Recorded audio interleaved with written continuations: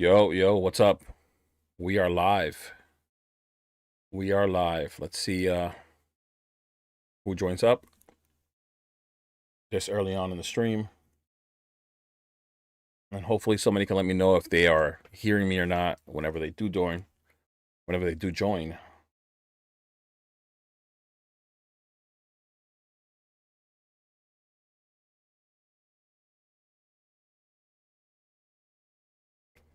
Man, it is gonna get wild out there in the Pokemon market.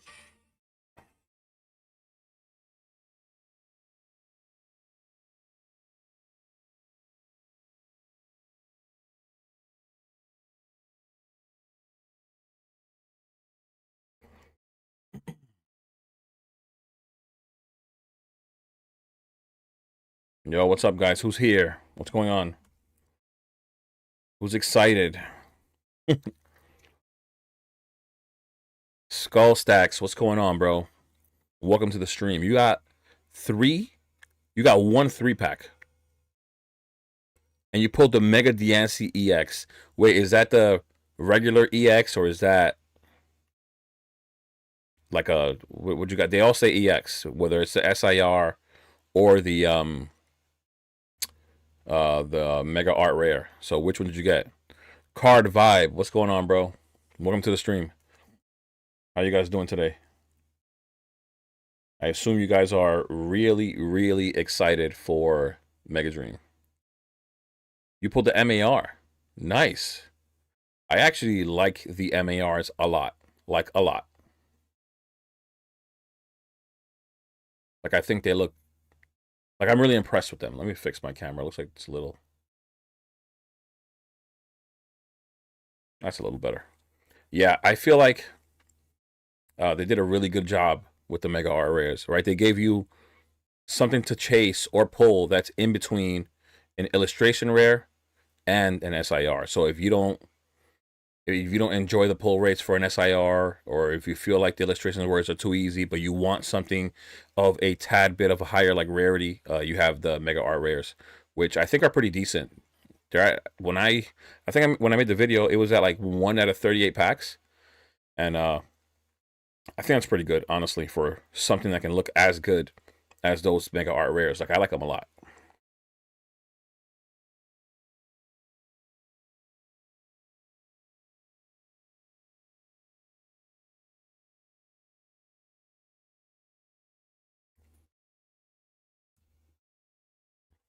Right? Let's see. We should have the list right here. Yeah, like these cards are great. Like this Gengar is amazing. Even the Mega Scrafty. I mean, I know it's not a very, very popular Pokemon. It's a newer Pokemon, but it's really, really nice in my opinion. All of these. Like, this is the ugliest one just because I feel like everything blends in too much with this card here. Like, the Pokemon is already yellow, and then they made the words yellow as well. Like, they should have chosen a different color.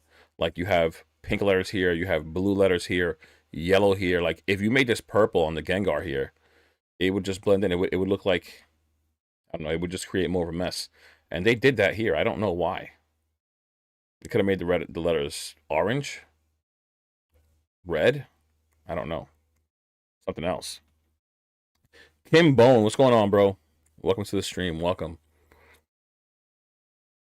How are you guys enjoying your Ascended Heroes official release where you don't even get an ETB? It's not fun. I can't remember what Prismatic was like a year ago.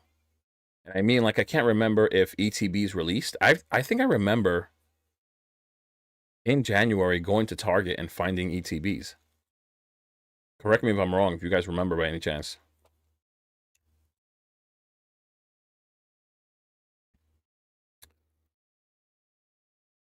Hood, what's going on, bro? Welcome to the stream. Scraggy coming up in the world. Yeah, he is. Yeah, he is. Karma, what's going on, bro? Welcome. What's going on? How you guys doing? You know, I think, all a card needs is like a nickname, right? And I was in Broke Pokemon's Discord, right? And I believe he called the Mega Scrafty, the Scalper. And it's so funny because if you look at like all the outfits that we see out there with the Scrafties, and like now I'm calling them the Scrafties. This is why it's so funny to me. It looks like a Scalper. It's really funny. And if it gets that name, who knows? But yeah, man, this set, yeah, Karma, this set is way too peak. It's crazy. Like I feel like they tried to do with this what they did with Prismatic. They knew Prismatic had the evolutions, and it was incredibly like favored by many people, like just evolutions overall, right? They knew what they were doing. And now we have a belly bolt, right? For example, let's just starting off with the belly bolt. And I want to point this out because I think people don't realize that there are many more people out there that like belly bolt than you realize. Like, of course, we like Pikachu, Mewtwo, Charizard, but I promise you, there are a lot of people that are going to like this card right here. Whether it ends up being a collector that enjoys this card and maybe they get to pay less for it because it's not going to go crazy in value, this Pokemon and Iono just keep getting more popular and more popular. So don't look past that right there. Like that's something to like don't disregard that at all. It all matters, right? But giving all the evolutions, and then we have all these SIRs, it's crazy. The Meganium actually looks decent, even though it's not my favorite Pokemon. Feraligatr, I love. The Pikachus are insane as well. I mean, even this Pikachu that a lot of people don't like that much, I think it's going to do really well. This Pikachu as well. Really, really nice card. So what I'm really trying to get at with this is that I think Pokemon is going to give this set the prismatic treatment, right? It's going to get printed. Like we're going to see ETBs on top of ETBs for the rest of the year. Like that's what I believe is going to happen. The same way how we saw with Prismatic. And I don't see how that wouldn't happen. This is going to be the next cash cow, just like Prismatic was. And it is a specialty set. And if you realize it was released at the same exact time as Prismatic, it's not like something that got released around the time of Shroud of Fable in those weird times. Like it seems like this is a specific time where they like to release these specific sets, like the ones that they are going to make their cash cows.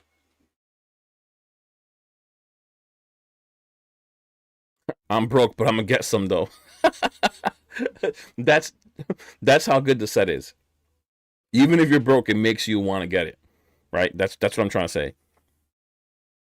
Ascended Heroes is fire. I agree. I agree. This set is just way too good right now.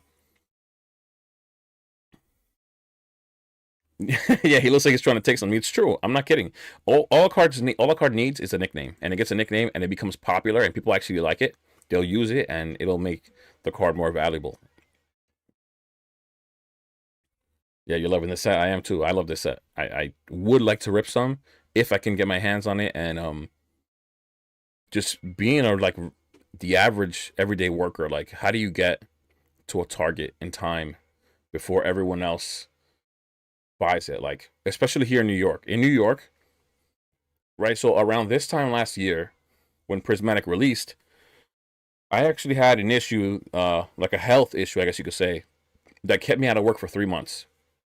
So in January, I was at home, and I had the privilege of being able to go to a Target at 7 a.m. when they opened, right? And I would show up, right? Me and my girl would show up at 7 a.m. and we would think that we'd be the first in line. It's 7 on the dot, like it's just gonna open. No, there's guys there lined up, maybe 6:30. And think about it. This time last year, it's cold. They're lined up 6:30, and unless you're gonna really line up that early, you're not gonna beat them there, man. It's tough. So I don't see myself really trying to do that. Maybe tomorrow could be a day where I could go in the morning, but tomorrow's gonna be. I think I just saw earlier it's gonna be like 3 degrees tomorrow or 2 degrees tomorrow, and it's gonna feel like -7. I don't really want to go out there, to be honest. Set is much more fun because of the IRs, unlike Prismatic. Well, that too. That's what I'm saying. It's the IRs and the MARs. It just makes the set like top tier. Roxy, what's up? Watching Nostalgianomics pull the Dragonite a few minutes ago on stream. Nice. That's sick. I love that card. Skull Stacks, yo, thank you for the donation, man. I appreciate it. I really do, man. Thank you so much. You don't have to, you did not have to do that. I really appreciate it. I'm not gonna lie. Everybody works for their money. Thank you so much. I really appreciate it. Karma. Enzo Rourke is my favorite. I did point that out a few times. Enzo Rourke, I think it's a bit underrated. I think people just, I mean, you think about the set, people are thinking about Gengar right away, right? There aren't many people even talking about the Mewtwo, and I don't know why. Like, I don't understand why. And the Dragonite is getting over. This set's supposed to be a Dragonite set, right? But it's getting overshadowed by the Gengar, clearly. But the Enzoroark, this card right here, like, I, don't be fooled by this image here. This is going to be textured clearly. It's an SIR. This color, this blue right here, is going to look insane. In person, this card must look amazing. Like, don't doubt it whatsoever. And this is another Pokemon that's getting more and more popular, both in the show, the TCG itself. So it's going to keep getting popularity. And of course, people love N. So these cards are really good. Like the Mega Diancie, I see them trying to put Mega Diancie in a few places. This card actually looks beautiful.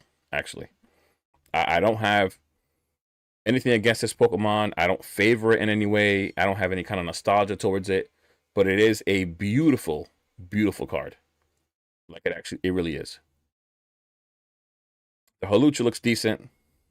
It looks pretty cool. I mean, but it's okay at the same time. It doesn't feel like nothing crazy. But yeah, and then the Lily's Clefairy, another one. Once again, Lily, another very, very popular trainer. People love Lily and Clefairy together, and it is a beautiful card. It really is. Inept, what's going on, bro? Welcome, welcome. Broke, what's going on? Broke Pokemon, welcome to the stream. If you guys don't know who Broke Pokemon is, he is another content creator. If you guys want to go to his channel and check him out.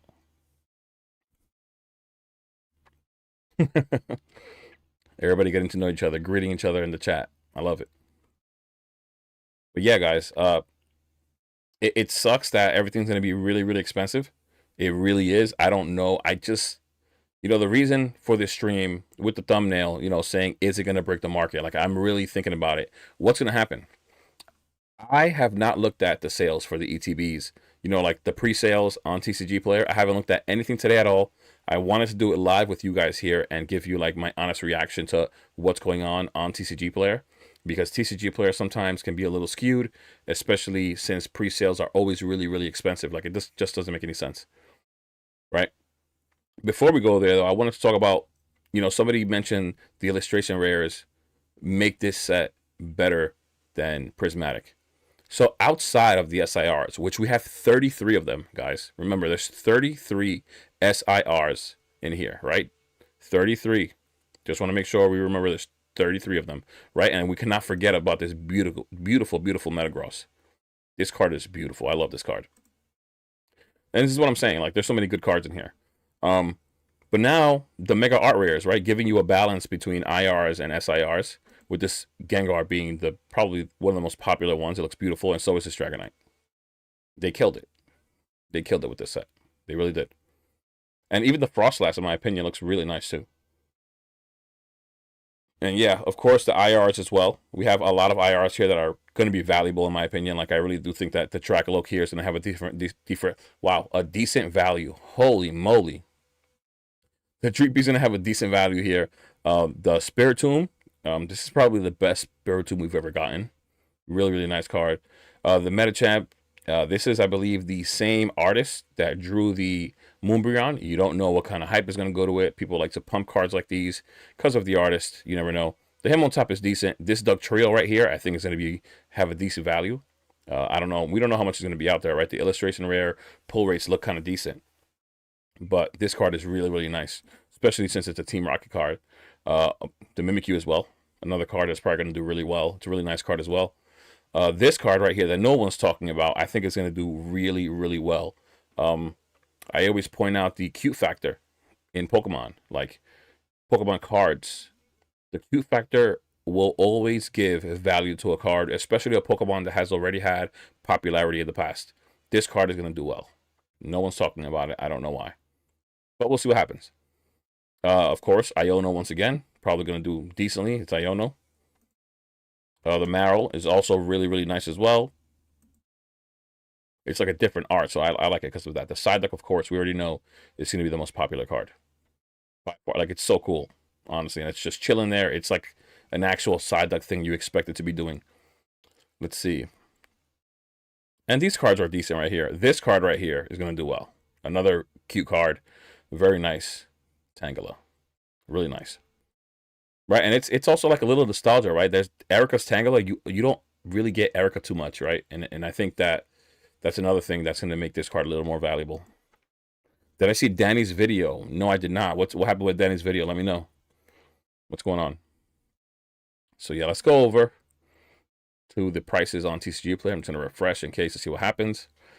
Definitely let me know, bro, as I go through this. Let's see. So, what? Am I going crazy? Wasn't this at $117 before? Look at this. See, this is what I meant. This is what I meant. When I said, is Ascended Heroes, like, that's the reason for the thumbnail. Is it going to break the market?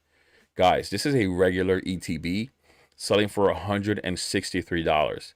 Now, I'm going to spit my gum out because it's bothering me. All right. Let's just talk about this, right? Because this channel primarily focuses on investing, right? So if you see my channel often, it's typically investing, and you always think about your entry point, like at what price you buy something so that it could then appreciate in value. Where is the appreciation here? You're not giving the product time to appreciate. Like, what makes you think that buying an Ascended Heroes ETB before it even releases, which you know they're going to come up in stores, at Walmart, at Targets, they're going to come up. There's going to be these certain websites that will probably have ETBs for MSRP. They're probably going to drop on Target again, like on the website, I mean, and on Walmart. I don't think they've dropped on Walmart at all. But just that is insane. 163, 164, 100, bro, that is insane. Can I sign in? Will it have my stuff? Yeah. Let's just sign in to look at the other sales data there. That's wild. 160, 163, 64. When did this happen?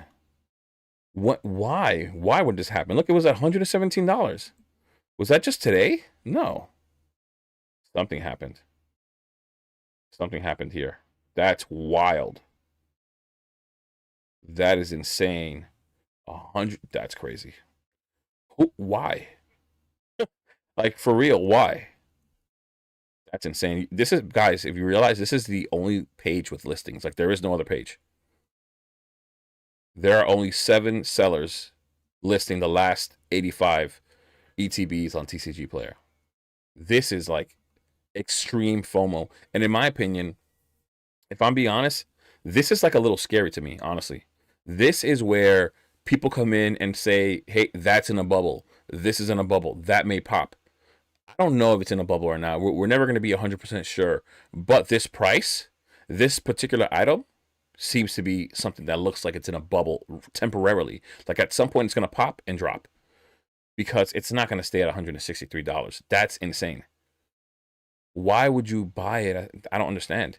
We have Prismatic that has been out for a year.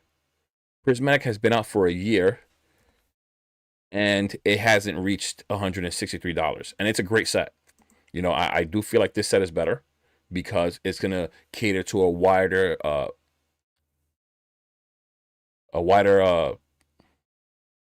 do you call it? A wider amount of people, just a variety of people that are in the TCG and the Pokemon hobby.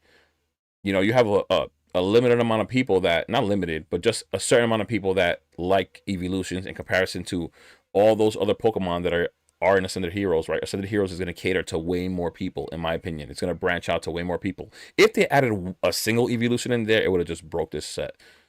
That would have been crazy. But look at this. This thing has never reached $163. At one point, it was at 140. Look at this. Last year, February. Too bad I can't see any further. I would have to go to price chart. Let's go to price chart. Let's go to price charting, because it at least gives you a little more data. See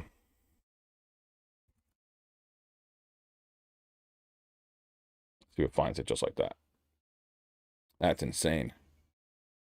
No, bro, the ETB. Here we go. That is crazy. We need to compare this because wow, that's insane. All data. You see that there, right? March, February, January, $102, 113, 131. And these are all eBay sales, right? So either way it relates because they're sales. That's so crazy, guys. This is like legit the first time I'm seeing this, and this is why I wanted to do it this way. I didn't know what was going to happen, but this is why on the thumbnail it says, "Will it break the market?" And clearly, it's doing it. This is like FOMO to 1,000. Like you haven't even given the set a chance to breathe. That's nuts. Oh no, bro! I didn't see Danny's pull rate video. What were they like? Let me know. Were they anywhere close to the ones I had? Let me know how off I was or how on maybe. Um, Typically, I've been doing pull rate videos since Destined Rivals, I believe. So I did Destined Rivals, my first one. That was pretty on point. Black Bullet, White Flare, pretty on point. Same thing with Mega Evolution, and same thing with Phantasmal, and now we're here. So I've been pretty good, pretty spot on actually. Just got back in the game in November 2025, just recently. I'm from the base set era. I'm 38, and I just pulled my first Charizard on a whim with Phantasmal Flame. Holy moly. And just like that, I'm back, baby. That's crazy. I've pulled a little bit. I mean, I've opened a little bit of Phantasmal, and no luck so far, like whatsoever. I've had no luck with that. I haven't had much luck with Desert Rivals either. Nothing crazy at all. It would be like a $50 pack in a week. Hit rates make me not want to open it at all. LOL. I mean, from the video I had, right? It seemed like the pull rates were somewhere from like 1 to 90 to maybe 90 something packs for an SIR. I think that the mega art rares I had at 1 out of 38 packs. If you watched Gotta Mitchell's pull rate video, I think he was at 1 out of 35 packs or 33. And I think in the middle it was 35 between the two of us. And then the IRs, I had a 1 out of 9 packs. And I think he had something close to that as well. So, I mean, they're not horrible. If you were willing to open Destined Rivals, I think you may be willing to open this. Destined Rivals pull rates were 1 out of 94 packs, I believe. So they're relatively close when it comes to my numbers. And so I think it's, especially with the addition of the mega art rares, I don't think it's that bad. If you don't pull an SIR, but you pull that mega art rare Gengar, I think it's pretty decent. Even the Dragonite, the Frost Last, I think is really cool. Halucha's not bad either. So yeah. Phantasmal Flames popped my cherry first into the heroes in my experience because our gas station were selling them 24. Oh, nice. Nice. They really be out there paying 2 times off the rip for the poor ETBs. Bro, I don't understand though. They haven't even officially released. This, if you bought this at this price, like you're actually cooked. Like I don't even care if it never goes below this price. You know, when you're thinking about investing into something, you think about your reward. Like not, I'm saying it wrong. These people are thinking about their reward before their risk. It doesn't make sense for you to buy this at this price. Yes, 10 years on the line, let's say, which 10 years don't go by like this. It's not a blip. It's 10 years, right? 10 years on the line. Yeah, sure, this ETB will be great. It'll be scarce at the time. It'll be valuable. It'll be worth having bought it at 163. But why would you do that when you could buy it at maybe 70, 80, maybe 100, $120, let's say, because the market is insane right now. So 100 to $120, somewhere around there. I would assume below Prismatic, because Prismatic has been out for a year. Would make sense to me. But like which head did you think with if you used one at all? Like I don't understand. Pretty crazy in my opinion. What's going on? Okay, that was wild. Just that was my real reaction. Like I didn't expect that at all. I still want to look at the other products now. I didn't expect that at all. Wow. What says crack? uh Pokemon definitely put too much on their plate. You know what? With the amount of sets they're putting out, they could have too much on their plate. The amount of sets they have out right now, with the demand they have right now, to try to keep up with each individual product and meet demand is probably really tough. But then again, that's why they put out this facility, or they're building up this facility. It just makes sense, but you can't blame them. They're going to try to do whatever they can to make money. They're doing a good job. Demand is incredibly high, which means they're doing a good job. They just now have to catch up with supply, and they obviously have started investing a lot of money into that facility just so they can start printing more product, right? They definitely want to keep up. Yeah, let's go. Pokemon Center is barely dropping anything on the website. Feels like forever. Yeah, that has been a bit odd, right? Sometime during the summer, August. I don't know when it died down. When did it die down? September. But I was constantly seeing different drops on a Monday, on a Tuesday, on a Wednesday, whether it be 3-pack blisters of this or that. They had that Fusion Strike and I think Vivid Voltage 2-pack blister. They were dropping booster bundles left and right. I don't know what's going on. I don't know why, but if I become a conspiracy theorist, I don't know why, or I put my tinfoil hat on. I don't know. Not that I think, but I wonder, is Pokemon purposely holding back product to release them all at once? Like, do they actually want to flood the market? Does it make sense for them as a business? I don't think so. But it just like, I don't understand why they would hold back so much product.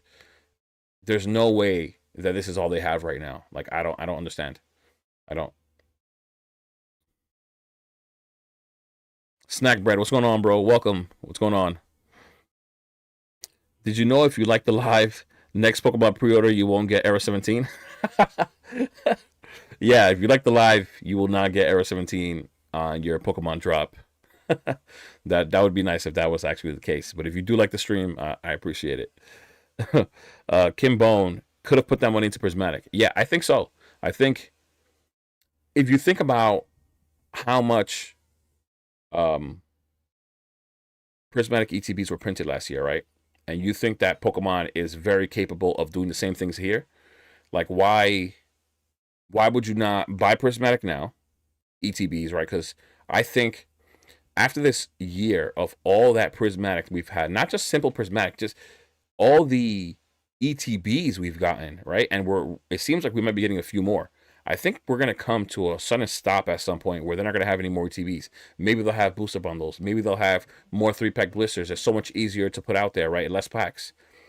So as people keep churning through their Prismatic, they keep ripping it, whether it's rippers, shippers, whoever they are, the product is going to continue to get more scarce. So it makes sense to be buying Prismatic at market price if you have to, right? If you can't get a better deal, as opposed to buying this pre-sale when you could have just waited for the official release of the ETBs when they're going to be everywhere, and that market price is going to drop down dramatically.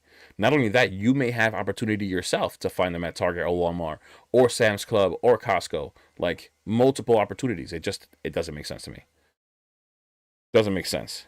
The Pokemon Center ETB this value is not realistic to me, in my opinion. I've seen them on eBay for much better prices, right? That doesn't make any sense whatsoever. I do like these collection boxes, not these specifically. The ones with the Mega Art Rares in them look cool. The Mega Art Rares one also have more packs, I believe. I don't want to fall too far behind in the chat.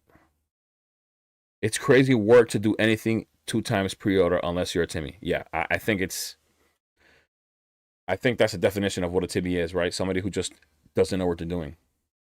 In my opinion, that's what it is. That made no sense. Like I said, thinking about your reward before your risk. It's always a risk versus reward. It's like they canceled out the word risk and they just put reward, right? I don't understand that. Somebody needs to make a T-shirt that says Era 17. That'd be pretty cool. Maybe put a Pokemon Center logo and then put a big Era 17 over it. That'd be funny. That'd be pretty funny. Ludwig, what's going on, bro? Welcome to the stream. What's up? That's a good point. Could be to overwhelm the market with product. Maybe, I don't know. I don't understand how we went from having so much product last year, right? I mean, even though demand was still greater than supply, I would go to Target, right? In January last year, when I wasn't working, and I went to Target, not only were there stacks of ETBs, it wasn't just Prismatic ETBs, Prismatic 3-pack blisters, Paldean Fates 3-pack blisters, Crown Zenith booster bundles, all Prismatic products. Period. The binders, all that. They had those orange Charizard boxes. They had tins. They had Paldean Fates tins. They had, I can't even remember. There was so much stuff, and that kept happening every week. I would go to Target and get more stuff, get more stuff, get more stuff. It would just be there. And as we went throughout the year, things would still appear. It would just get scalped like really crazy. Like people would just show up, like I said before, at 7 a.m. before anybody else could get their hands on it. But now we're at the point where it seems like there's nothing there, aside from the Charizard, the Mega Charizard EX collection, the UPCs, which I actually really like. I think those are great to hold. I mean, we saw what the other ones did. People ignore them because they printed so many. But I think those are the items you probably want to keep sealed. Just my thought. I think it's going to do the same thing that it did with the other ones, right? But yeah, look, 3-pack blisters, still $38, still $40 on this one now. Like, people are just wild. Did they FOMO down this too, like the past few days? 300 guys in the last 3 days, 335 sold. Today, 238 3-pack blisters sold at $37.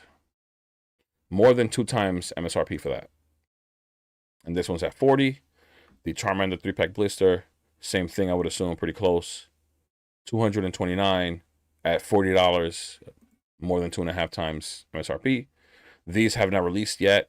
Why anybody would pay the same for a 2-pack blister as a 3-pack blister don't make any sense. This promo is a Togedemaru promo. Was it Togedemaru? No. It was that koala. I forgot the name of the koala. I forgot. But it's a koala. It's a regular half art with Larry's face on the little like bottom right corner of the half art card. Like, that promo is not going to be worth anything. Nobody likes that Pokemon, right? It's not popular, at least. And you're paying for $2 as you were paying for 3. And I'd rather this promo or this promo over that one anyways. And I don't want that coin. People open these things, throw the coins away. Like, they give them to their kids. Here, play with this. You know, like, come on. And these are the 2 collection boxes I was talking about. I believe they have like 11 or 10 packs each. But look at them at $116 now. They were $80. These were $80 a few days ago. Yeah, look, 85. And then out of nowhere, look at this. Look at that. Who does that? That's insane. That's insane. I mean, you could have even waited and just came back to TCG Player and saw the same and just bought it at a better price, right? And this is what I meant. We're on eBay now, right? Let me just look at the chat again. Oops. I'm certain that Ascended will be way cheaper in 6 months. I agree. This is just, I mean, this is the definition of FOMO. I like the irrational market. It makes things interesting. You know what's funny? This is actually what's messed up about the like human psychology, like the brain. People don't like things when things aren't happening. Even though people hate the way that the prices are right now, they love it. People love it when things are happening. It makes you click. It makes you watch the video. What's happening? Why is it happening? What got impacted and how to get there? So, yeah, it's true. People like that. I don't know why. That's what a Timmy is. Typically, the people calling others Timmy are actually Timmy. I wouldn't doubt it. My theory, with no evidence from Inept, is Pokemon has made major logistical changes. That's why there's delays. That's why there's almost no product, etc. They've flooded the market so many times before. Yeah, it's true. Good. Now that I think Wi-Fi 1 actually brought me back, Phantasmal Flames was my first multiple purchases. Yeah, Phantasmal, you know, YouTube within itself is a huge echo chamber. Like, sometimes I feel like people can't have their own opinion on things. They'll see something and they'll all side with that one opinion. And so I feel like that's what happens at all times. And you've got people that are going to tell you that Phantasmal Flames isn't worth investing or isn't worth whatever, that it's Charizard or bust. Either way, whether you believe that Charizard is the best Charizard out there or not, even though for me, it's really high up there. Like, if it's not the best, it's up there in top 3 for me, right? Even if you don't believe it, you're going to have people like myself that do believe it. You're going to have people that are going to want to buy that booster box in the long term because that Charizard is so cool. Whether it's number 1, 2, 3, 4, 5 in the rankings, it doesn't matter. It's still one of the greatest ever, you know? So it's funny, you know, people, I can't even imagine, like I can't remember, and I can't even imagine all the videos that I never saw because I can't watch all the videos. I got to spend time making my videos, going to work, you know, and there's other things going on in my life. So I can't watch everyone's videos, and I try because I do enjoy the content. But I can't even imagine how many videos were out there talking about Prismatic not being investable because the pull rates were easy. I don't think that really matters. I think Crown Zenith proves that wrong. Crown Zenith pull rates are insane, right? You get a pull almost every single pack, and it's still a very investable product. It's finally becoming much more scarce. Just last year around this time, the ETB was still like $40, $60, and it's over $200 now. It's like $230 last I saw. So that changes that, right? Like people think that they'd have the answer to everything, and they really don't. And then they give you these things, these like this advice that tells you that it's not going to be valuable in any kind of way. Like who are you to say what it's going to be worth 5 years down the line, 6 years on the line? You don't know. And on top of that, it has a really great chase. It doesn't matter how easy the pull rates are. Pulling that Charizard has been very difficult for a lot of people. The fact that we have somebody in the chat that opened the pack or a 3-pack blister from Phantasmo and got it, like that was pretty damn lucky. But there are a lot of people out there that have opened a lot of Phantasmal Flames packs and have not pulled that Charizard. So it's clearly not that easy. I think SIRs are like 1 in 80 packs for Phantasmal. They're not that easy. They're really not. Correct me if I'm wrong. I thought that's what it was. Yeah, Ludwig, that's what it was. Komala, that's what it was. Reverend Rips, what's going on, bro? Welcome, Reverend. What's going on? CGC grades those coins. You know, I do know that. What did I do with that thing? Oh, here we go. I do know that, and that's why I got that Japanese battle deck to get that Haunter promo. I got it in Japanese. That's why I kept this coin. I was curious as to whether it'd be worth anything at some point. I don't know what coins are selling for, but I have kept this specific coin because it is a Gengar. And not only that, Gengar is one of my favorite Pokemon. Of course, you see the hat. And I like the coin. It looks cool.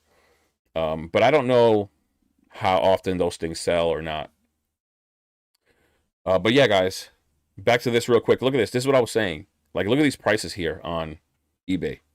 This is why sometimes I don't trust TCG Player, and this is the main reason why I do my market analysis video on Sundays, where I compare sales on TCG Player and to sales on eBay, because sometimes it doesn't make sense. I feel like I'm seeing the red letters on the video. Let me know, guys. Let me know if this is better. Let me know if, and that just swapped to that, whatever. Let me know if the way the screen looks is better now compared to how it was when it was minimized with the purple in the background. I don't know if the font for the chat coming up in the screen is like getting lost in the purple now that I'm looking at it. But yeah, look at the ETB prices here on eBay. Did it even switch? It looks like it didn't even switch. Why didn't it switch? I'm just gonna do it manually then. Let's do it like that. Let me know what you guys think. So yeah, eBay. Look at these prices: 112, 120, 105, $5 delivery. Like you could have bought here, but it's odd, right? And I feel like sometimes there's a tad bit of manipulation on TCG Player, and I think people who are heavily invested in some of these things, it's worth them. Like people that have a lot of money, it's worth them doing this, right? It's because we already know TCG Player tends to lead the charge, right? TCG Player tends to lead the charge.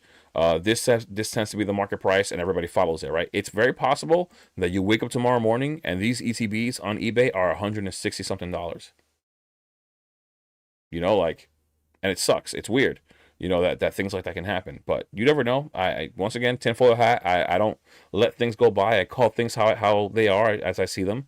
And I think that this is really odd that you can have these prices here on eBay, and then you have those guys on TCG Player there doing the same thing, but You know, it's just crazy what they're selling them for. Um, Dang, look at all the legends in the chat. Welcome to the chat, guys. All the legends. Whoa. Roxy, thank you for the super chat, bro. Donation, whatever you want to call it. Thank you so much. I appreciate it, man. You did not have to do that. I appreciate it so much. Thank you. I'm just happy you guys are enjoying, if anything. Ludwig, did you hear that Danny Phantom did a pull rate video today? No, I did not. Actually, Broke Pokemon about like 15 minutes ago was in the chat, and he did say something about it. And I asked him to let me know what the pull rates were like. Were they similar to mine or not? He never got a chance to say anything, actually. I guess he backed out. Maybe he's busy. Who knows? He was here, though. But let me know if you can tell me. Next week, the prices will be much higher until 2020. Yeah, until it finally releases, they might be higher. I don't know how many people are going to keep on buying after today, after they see that the the market price on TCG Player is $163 for an ETB. The other one had Evolving Skies packs in them. Those packs would pay for the box easily, as it's low today. Right. Wait. I could have my own opinion. I'm just saying that tends to be the thing. If you have a different opinion, people just, I don't know, they don't like it, right? They start to tell you you're crazy. They start telling you everybody's saying it. Like in reality, I think it's a very small number of people that watch YouTube in comparison to the people that are actually in the hobby. So for somebody to try to determine or say what is or what isn't when it comes to that stuff, like, it's kind of crazy to me. It really is. It's a top 3 to 5 Zard in my opinion. I like some of the others over it, but that means it's pretty awesome. But even that, bro, like, think about it. Anything, bro, Pokemon has been out for 30 years. And for them to have made a card that is in somebody's top 3 to 5 card, like Zards in their opinion, like ever, like, that's pretty big. That's a pretty big thing to say. For you to say, hey, I have this booster box. I set it aside. It's the booster box that has one of the top 3 to top 5 Charizards ever created. Like, I think it's a decent investment. That's just the way I see things. Whether people do agree or not, that's on them. That really is. So that's fine. I only do Walenia Heart and twice fake Jake say I should do. Twice fake Jake is funny. I really don't care how many subscribers he has, but he is a funny guy. I think he hates investors while investing because he has sealed product. He's shown it many times. He's shown you those boxes of those Pikachu, the Luigi Pikachus and the Marios and other boxes that are like really expensive. But then the other day he made a video about investors telling you, or that they're lying to you, telling you that these cards or some things are investable. And he like hyper focused. He like zoomed in on a certain part where the Moonbreon didn't do as good as he felt it could, or something like that. It was a little odd. It was a little weird. Trying to say that investors are telling you the wrong stuff. I don't know where you hear that, but most investors, in reality, other than somebody like Mimikyu, most investors are telling you to invest in sealed product, right? But then he focused on specifically singles that are dipping in value. Even though if you look at Moonbreon 3 years ago, it's more valuable now than it was before, or it's held its value pretty well, actually, which is pretty crazy. Prismatic ETBs will be 200 by summer. I don't know if they'll be 200, but they're definitely going to be a lot more, especially with the way people are FOMOing into these sets right now. It's very possible that Prismatic can hit 200. It really is. Poke Painter, what's going on, bro? Welcome to the chat. Saying, what's up, Rev? Since I got into the hobby in 2023, I've always wanted full arts and better. Now we're seeing Sun and Moon and XY full arts go parabolic because nobody cared when they were $1 to $10. That's the same thing with most cards. There's cards that we can look at now that were $2 this time last year that are like 20 something dollars now. Bro, did you see my Gengar pickup today? What? No, I did not. What Gengar pickup? If Phantasmal Flames doesn't get a booster box reprint, it's going to be like 1K a box easy when it rotates out. I think it's going to do well. It's just, that's the thing. That's the way I see things, right? If there's a potential in a set, and I see that there's one card in there, I think that it can do really well. We've seen the Silver Tempest box do well right now, and all it's got is the Lugia. I think it has the Rayquaza. It does have the Rayquaza Trainer Gallery, but that card is only worth like $100 right now, I think. So people don't really talk about it for some reason, even though I actually love that card. But it's really a Silver Tempest for most people or bust. And that card is still doing well. It's out of rotation. It's, I think, $500 right now or something like that. I think it's doing well. I mean, you're comparing this to other investments. Like if you're really thinking about where you're putting your money and what your money is doing for you, we're talking about something that you probably bought at that time because Pokemon wasn't crazy at that time for under $100 possibly. And now it's worth $500 in just a few years. There's investments that I've had that I've put away and they didn't move for years. I said this before. I wanted to go into Ethereum when it was like getting talked about, and like for 4 years straight, it did nothing. Right. And then, you look at things like I just saw a post today. It showed the S&P 500 went up like 3% in the last 3 months, while Pokemon did something insane in the last 3 months. So just saying, I think it's going to do well. You hit the new game. What did he get? Poke did not, but I did hit the Feraligatr. Yeah, he did hit the Feraligatr in the first pack. He did show me. It looked really well centered as well. He didn't want to take the risk of grading it and then waiting for it to come back months down the line. But I think that Feraligatr looked like a 10. Like it looked good. And he sold it for $230, so he did well. He says it wasn't centered well, but when the picture I saw, maybe the picture was a little skewed to the side, but the picture looked really good. Nice. A buddy of mine hit the Gengar, sent me a picture of it lunch today, said the back was off centered. Next Wednesday on Walmart stocking. There were no Ascended Heroes at any Walmarts here. Let's see. Reverend Rips may be the guy to let you guys know exactly where to go and when to go. This guy is good.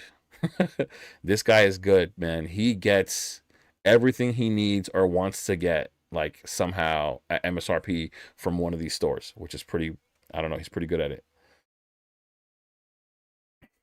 Guys, let me know, does that like does the chat coming up on the screen bother you guys? Do you guys like it? Is it a little annoying? I feel like at different moments, at different colors that I have on those letters, like I had it in yellow before, but then it would blend in with the white.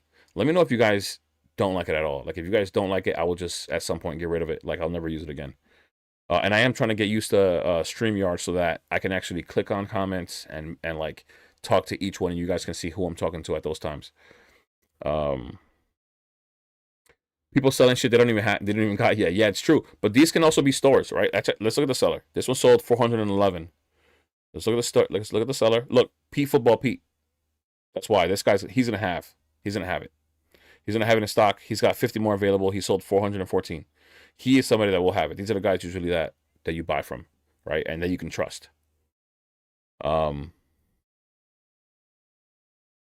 Specific SIR is 1 to 1,430 packs. So here's what's funny. My SIR pull rate was 1 out of 91 packs, and that gives you a specific pull rate at an SIR of 2002, right? I think it was 1 in 2002 packs. Now, the difference from that with just 3 packs.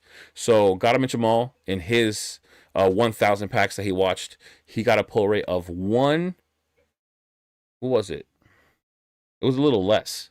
I think it was 1 in 81 or 80 something. And he got like 1,400 or something for a specific SIR. So it's not that big of a difference. And the reason why I say that is because there's batching issues, right? I did mention to you guys in that video that within 36 packs, there was 2 SIRs. But then we went through a nice long streak where we didn't have any SIRs. It's funny. And think about this as well. In 1,000 packs, I saw both the Gold Dragonite and the Gold Charizard, right? So what does that say about that? It's just tough, right? How many packs did Danny Phantom open? Let me know. And then at the same time, I think Mitch from Gotta Mitch Them All, I don't think he saw any gold cards at all. IRs are 1 out of every 5 packs. That sounds crazy. I didn't see that either. I saw EXs 1 out of 5 packs. But then again, this can all be another batching thing, right? Like it really could. But we'll see. I did not get much of Ascended Heroes, but yesterday I hit Prismatic 3-pack stock and Topps Chrome NBA hangers. Twice Bake, I unfollowed him. He's trying to get content clicks. I don't know. That video I saw was weird. I think he just made the video yesterday, or the day before. That was weird, where he was trying to purposely say something about investors. Like when you talk like that, like and you say investors, like you put everybody into this like circle and you bunch them all up and you just talk about all of us, right? Like it just doesn't make any sense.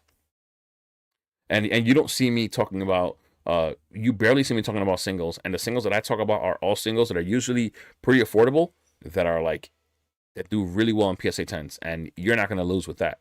If you're going to get any of the cards that I've ever shown you and you grade them, they're either like a $15 card that gives you a $300 and something return on a PSA 10, or a card that's $100 but gives you like $1,000 return on a PSA 10. And regardless, you're not going to lose. We're not talking about holding something. Like singles for me, in my opinion, are better to flip. Singles are much better flips than they are holds because they're much more volatile than anything else. When the singles are down, it's a great time to grade because PSA charges you more money. And there's my girl who apparently told me she didn't want to get seen on the camera, but this time she did. So yeah, I think they're better flips than anything. And for me, if I had a strategy to grade, whenever the market is down, like when the cards are down, that's when I would grade. That time period, like for example, if the market was in a lull in September, which it was, right? September, October, November, December. I think the end of September is really when it started. But if you noticed that dip, right, and you said, I'm gonna grade cards now because the value of the cards are lower, you're gonna pay a smaller fee or a lower fee at PSA because they charge you depending on how valuable the card is in a PSA 10. You could actually save yourself some money. You'll get the cards back when the market has come back up and then flip them. I think they're good for flips, not just for holding long term. They're too volatile, in my opinion. That's where you can't trust Jake. Everything's for clicks. It's weird, man. I don't know. Whatever. He's a clown. Oh, man. Hot take. Sword and Shield full arts are a sleeper play. They probably are. I mean, the more scarce these products get, the more valuable they're going to be. People are going to want them. People love to go back and say, man, I used to love that card. Let me go get them. Look at the rainbow cards. Look at the rainbow cards for Sun and Moon. That Nostalgianomics has been talking about. Which in that same video, Twice Big Jake tried to say, why aren't investors telling you about these cards? Why are it? That's a lie. Nostalgianomics has mentioned those gold cards like 10 times in the past like month and a half. So whatever.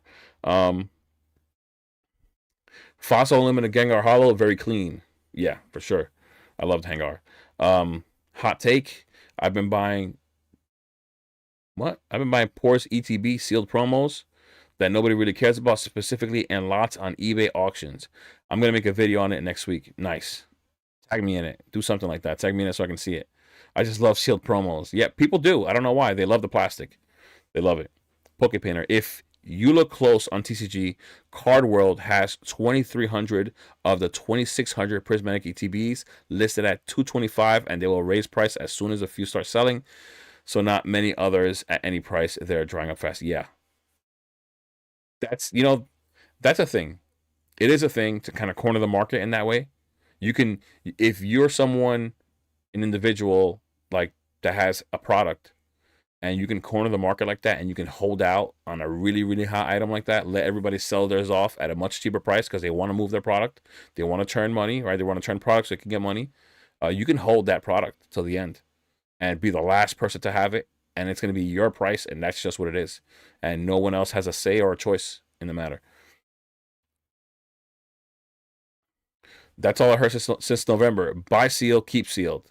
Yeah, exactly, exactly what I'm saying. I don't understand it. I'm not going to sit here and tell you to invest in a single that we can see has these dramatic upticks and downticks. It's incredibly volatile. There's no card out there that is just staying stable. It's just not. There's none. In a Rev we trust. Yes, we do. Chat on the screen is illegible to me. Yeah, exactly. So I'm gonna get rid of it. I'm gonna get rid of it. Rev is the OGE cardboard hunter. He's a beast. I'm not in any alert discords. I will not pay for alerts. I came on a One Piece 13 stock and went with Prismatic and Chrome hangers. Jay, I sent you a picture of the Gengar. I would have to go to, let's go to Instagram. It should be automatically logged in.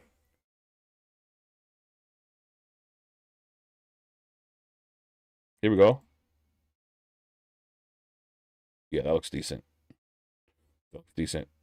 Is this already in your hand, or is this just what you purchased? And here is the Feraligatr that, to me, looked well-centered. I don't know, guys. You tell me. That looks pretty close to what this looks like right here. And too bad I can't zoom in anymore. Maybe it's a little bottom heavy, but this looks like it could be a 10. You guys can let me know about that. Some of your opinions, because it looks decent to me.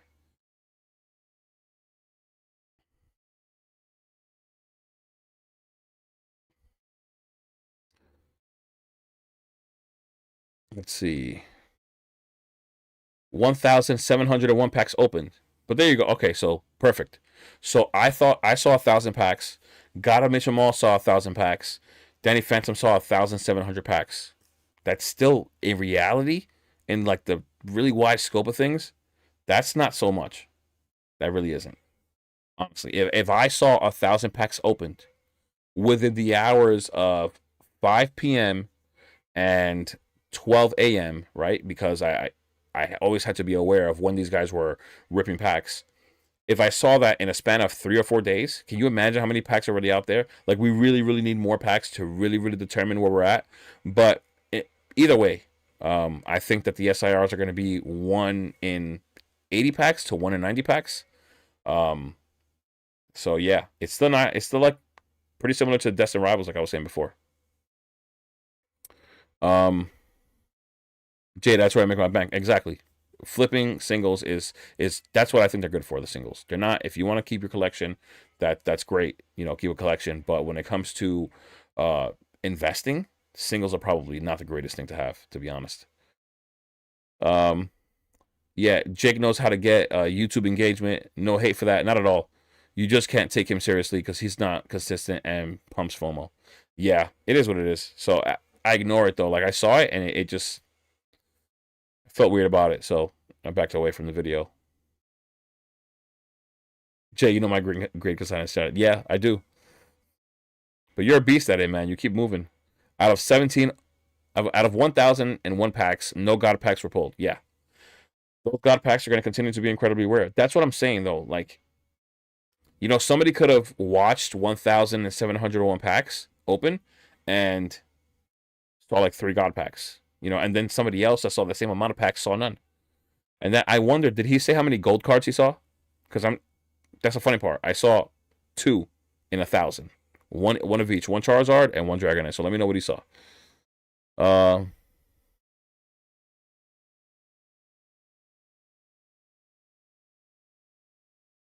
I'm going to allow this to show. Kevin said, I have this theory. Pokemon injects good cards into the ghettos. I don't agree with that at all. But being in a low poverty area does allow you with certain things. There are more Dollar Generals, more Family Dollars, or things like that, and you can take advantage of whatever you need there. Like, there are a few around me, but they're like in a circle around me, each 15 minutes away. So once I go to one, now I'm 30 minutes away from the other. But they're around me. I have this, no, they're calling for snow tomorrow in Georgia. Wow. They were calling for snow tomorrow and Sunday here, but it's gone, thankfully. In hand, it was bottom heavy. PSA sucks lately. Yeah, could have been. Almost grabbed a Magikarp today. It was clean. Oof. See, it's tough, man. It's tough. While everyone's chasing the new Ascended Heroes 3-packs, I'm just over here casually picking up 2 to 3-pack blisters at Walmart and then pulling Lilis Clefairy out of vending machine and journey together pack. Nice. That's a really nice card as well. It really is. Still pulled the Galarian Obstagoon out of Ascended Heroes. So is the W both ways. Nice. God pack possibility will make Ascended Heroes always hot. Danny saw one of each. See what I'm saying? So he almost doubled the amount of packs that I saw, but saw the same amount of gold cards.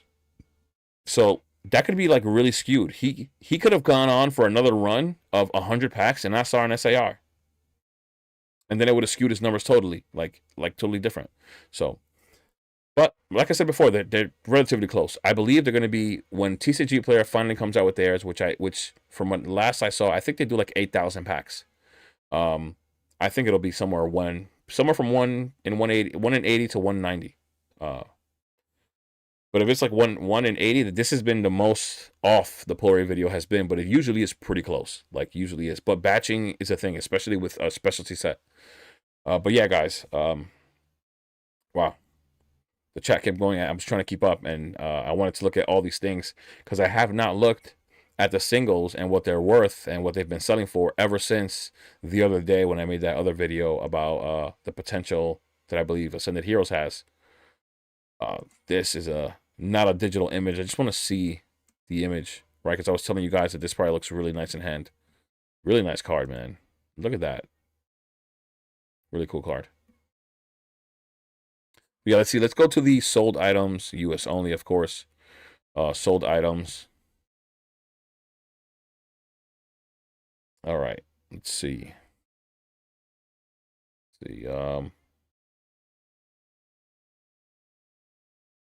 Danny is comparing it to MEO1 and Phantasmal Flames pull rates. Well, watch. Let's see.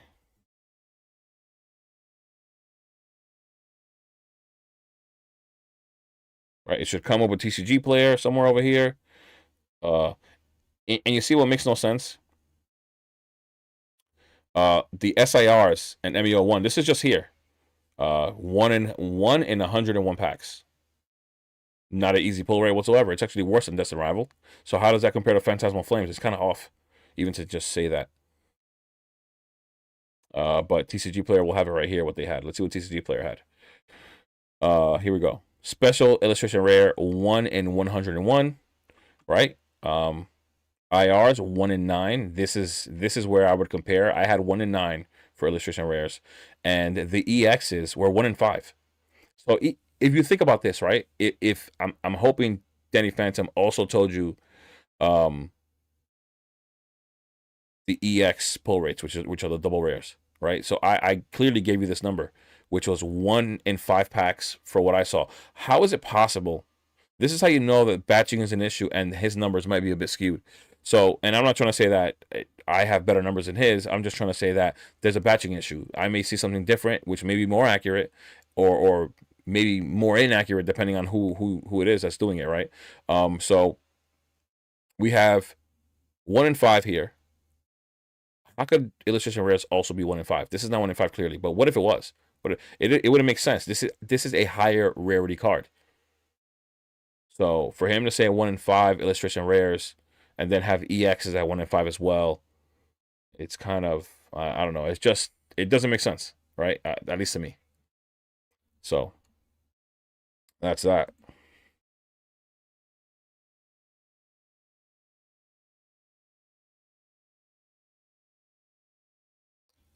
Here's the issue. In lower income areas, Pokemon is their last thought. Yeah. The Dollar Generals by me don't really care about the Pokemon product they have there. And whenever I go, a lot of times they claim they haven't had anything in like a month or months, even though I know that there's somebody that goes over there and buys it all. But whatever. I'm pretty sure they pay him off as well. I am nice and kind to Dollar General employees, and that wins me points. Many Poke Scalpers are rude. Yeah, they complain when they can't find something. Luckily, I worked 45 minutes from home in a small town fabrication shop. I live in a big city, and there's no product in town. My work saved the Pokemon collector famine. Nice. Luckily for you, it worked out. The ghetto comment got me. It did too. I even when you write, like you just wrote, Kimbo, and you wrote the word ghetto, YouTube grays it out, and it makes me select whether I hide it or show it, and I have to allow it because maybe they feel like ghetto may be offensive to some people, but I had to. And even the first time I wrote the first one, I was like, what? I was like, what are you talking about? It was funny. Poke Painter, same. Rev, local Dollar General gals know me. I go there for other things, not just Pokemon. Dollar General new stock, Phantasmal Flame sleeves, $4.50 each. Do not sleep on sleeves, guys. I do need to preface the Danny pull rates as packs he opened personally. He also talked to some other stores about their pull rates. Also, just watch the video. It's worth the watch. Yeah, for sure.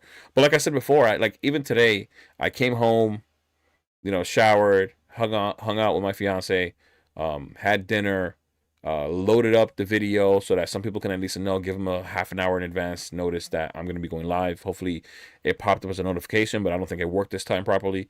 And then I went live, right? I really didn't have time to watch any videos. And on top of that, I travel from work. It took me an hour and 20 minutes to get home, and I take the subway, and watching videos on the subway is incredibly hard, like, because you have to wait till every stop to get a little more service. But yeah, I did want to talk about some of these cards here, right? Look at the Spiritomb. I said it was amazing, and this says a lot, right? Because the collector base, or whoever's buying, is setting the price here at $36 for the Spiritomb. This card is beautiful, in my opinion. The Halucha is decent. It's a much harder pull. This is what I mean. Look, the Spiritomb looks great. Halucha not so popular. It looks okay, even though it's a higher rarity card, $25. Mightyena looks okay. I don't even know why it sold for $28. That's not great. Pikachu the other day sold for $660, and today it sold for $375. The Psyduck sold for $120 the other day. It sold for $85 today. Oh, there's another one that actually sold today for $120 as well. So this is interesting. These things are really really expensive right now. $460 again for the Pikachu. The Gengar sold for $1,150. Wow, I think this is gonna be. I think it's gonna be like a $700 card. Just my thought. It is gonna be really hard to pull. Remember, you have 33 SIR. It's gonna make it really hard to pull a specific SIR. The Gold Charizard sold for $700. Meganium sold for $150. Gengar Mega Art Rare sold for $120. Marrow 22. What else are we missing here? Where's the Dragonite? Anybody have the Dragonite? Just trying to see what the Dragonite is doing out here for us. Metagross sold for $130. I think that, wow, I would expect that to be a little more expensive. Metagross has a decent fan base. I'm surprised it sold for $130. Look at the Mimikyu I was talking about. $45 on bids. Beautiful card. Those Team Rocket cards, man, they're going to do well. Psyduck 83 again. Let me look at one more page. I'm hoping to see the Dragonite. I don't see it. Another Charizard. More Psyducks. The Dragonite Mega Art Rare that I did say, of course, is going to have value. It's such a beautiful card. $70. Let's see. 4 bundles sold for $265. Really? Okay. Okay, let's see what else. No. Oh, the Mewtwo's here for $400 today. That's much cheaper today. Another Pikachu for $460. The Lily Clefairy at $300. I mean, you still have some decent values here. $425 for the Mewtwo. It's still really expensive, guys. This set's going to have a lot of expensive cards for a long time. Feraligatr sold for $250. That's your boy Rev selling one off. I don't even know if that's his. I'm just kidding. But he definitely sold it already. No Dragonite, huh? No Dragonite. All right.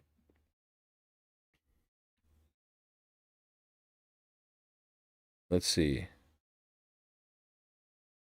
Probably because Hood is in the chat. Shake my head. Oh my God.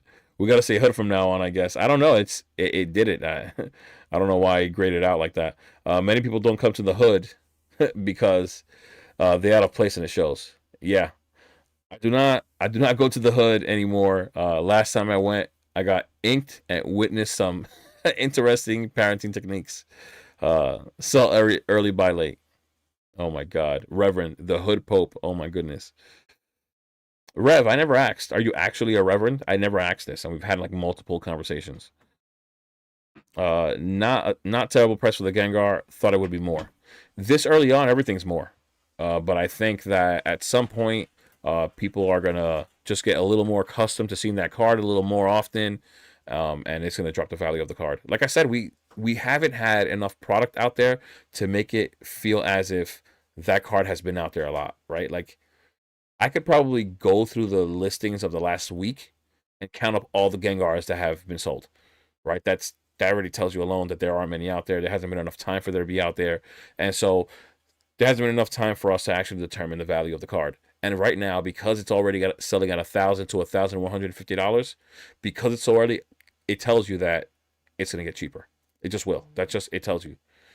Because of the value. If it was $1,500, then we could talk about it being at $1,000 after that card starts popping up a lot more.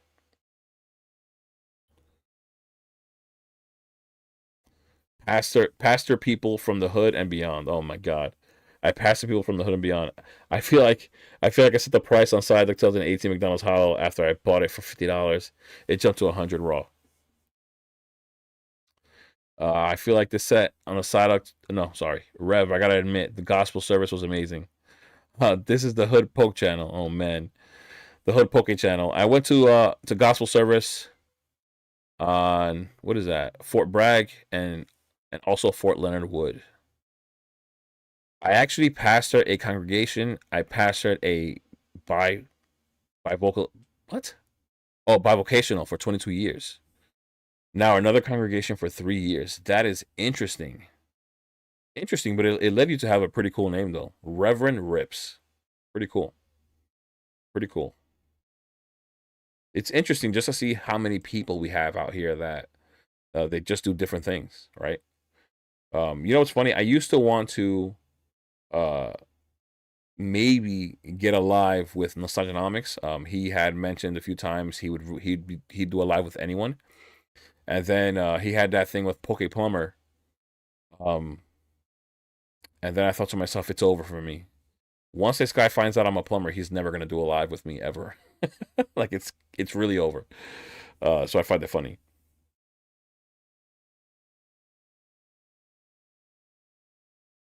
I'm surprised the MEO2 Charizard is still as expensive and going back up. To be honest, I thought it would have dropped more. Well, what is it right now? What is it right now? I can actually look it up here.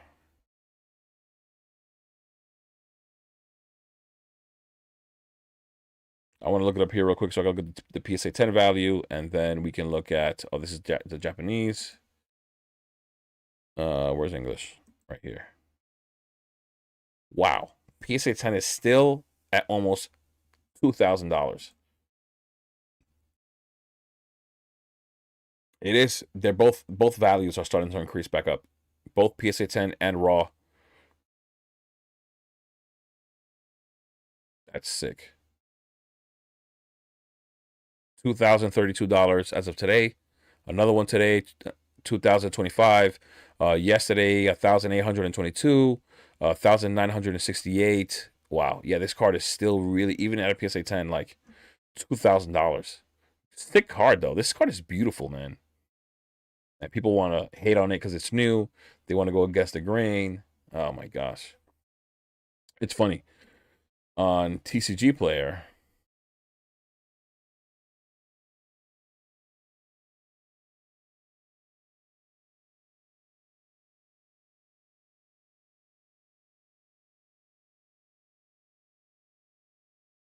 on TCG, it is at $631. And yeah, for the last about month, it's been rising back up. Went down to $423. Did I just see that there? 23, 423. Been climbing steadily. In the last month, it's up 22%. I did talk about this in my last market analysis video. I was talking about the booster box itself rising in value with the single, right? Because that's where I had that conversation with you guys. If you watched the video about people telling you, their opinions on Phantasmal Flames and how it's not going to do good. And what was Sunday's date? What was it? The 24th, I believe. It was like 260 the box. Look, 255, somewhere around here. 250. I think it was 261 at the very moment I was watching, and now we're at 281 in a week. In a week, it has risen $20 market price, which is insane. Look at that. Yeah, and this is, think about that. That echo chamber on YouTube, people telling you that this box is not going to be investable or it's not going to do well because the pull rates are too easy. So that goes to show you right there. You gotta really stop to think about things sometimes, and don't just listen to everyone. Take in the information, and then do your homework, and then come up with your own answer. I'm an HVAC tech. Yeah, I'm a plumber. Yes, I am a plumber. I was a construction worker. I was a local one plumber here in New York. So I did construction for 10 years. Um, and now I'm currently working for the city as a plumber. Poker Plumber lost a lot of respect with me. How he did Alex. I refuse to watch his YouTube channel. He's a sellout, in my opinion. I don't know, man. To be honest, so the way Alex told the story, it really made Plumber look bad. Um, and the way Plumber reacted, in my opinion, also made him look bad. He did try to tell his side of the story. He did try to say something about like, uh, he should be okay to have multiple friends in the hobby, and I get it. But I think these guys were friends for a few years, and I guess Alex felt like there should have been some kind of loyalty there, and I do get that because my friends, typically my friends that I like know, especially like in real life, in person, um, if you're my friend's enemy, you're my enemy as well. It's just the way it is with me. Uh, but I guess Poké Plumber didn't feel that way. And it is what it is. What are you gonna do? But it was handled. It was handled really poorly by both of them, anyways. Uh, but yeah, Poké Plumber's defense was a little off. He gets a little, I don't know, a little funny sometimes when he gets defensive. I don't know why. I don't have anything against him. I don't know him. We don't know what happened behind closed doors, behind text messages, phone calls. We don't know because they started getting angry. You know, at one point, Poké Plumber actually threatened him in one of his videos. He said something about like, I know your stuff, like I will ruin you, he said. Try me and I will. He said something like that. So he must have known some kind of dirt on Alex. Maybe it could be about how he's running his old Pokemon business, what it is about. I don't know. But he threatened him, and Alex actually seemed to have stopped after that. But the way that it was handled was poor. It was poor. I don't know. Should he have been a little grateful for Alex? Yes, of course. He thinks that he got his following because he had Instagram followers. It doesn't work that way. I could point you out to somebody right now, and I'm not even kidding, that has 10,000 followers on Instagram and has 1,000 or 2,000 on YouTube. It doesn't correlate. It's not how it works. Um, but yeah, I think they both had something to gain from each other. They had one of the greatest like podcasts interactions between the two. They were both gaining followers for it. So whatever. It honestly, I was enjoying it. So it is what it is. I worked in big pharma for 35 years. Wow. My wife is a pharmacist. I painted houses to get through pharmacy school. Nice. That's why you're the Poke Painter, huh? What's your thoughts on the 25th anniversary Japanese special set? I think Umbreon from the promo packs will be expensive due to the Pop Series 5 Umbreon's price. So I haven't looked at that product whatsoever. We can look it up together right now, though. Uh,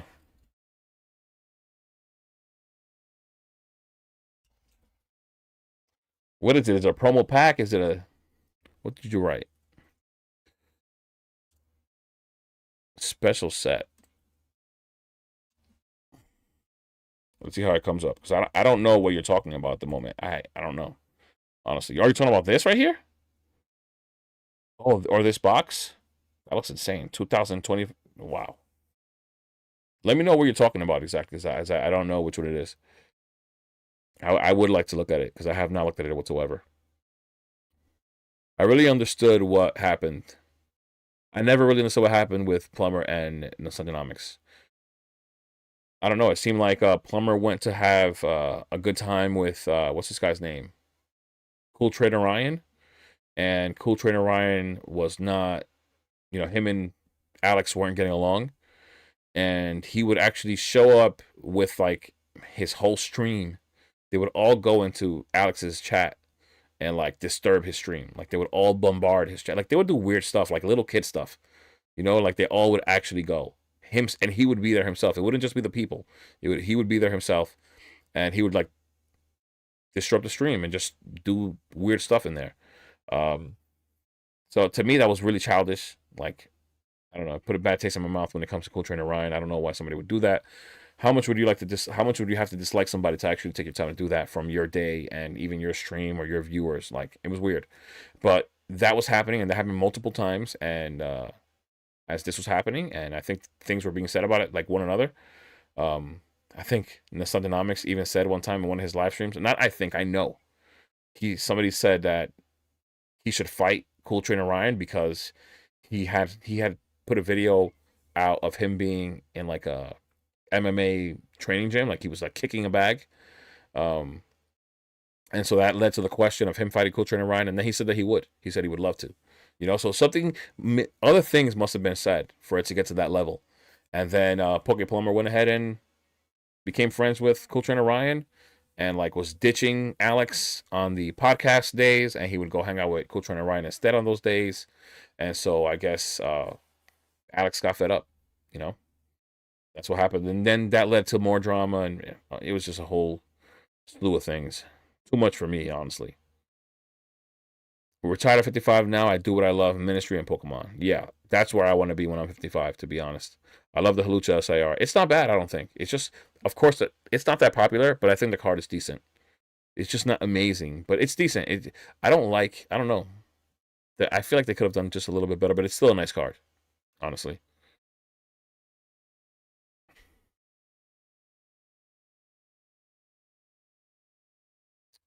Well, it seems like he's trying to get.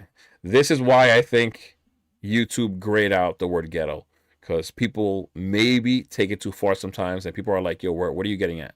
Like we got the joke the first time. Take it easy, guys. Take it easy. Living in New York must be fun. You know what? Living in New York is simply just living in New York to somebody that lives in New York.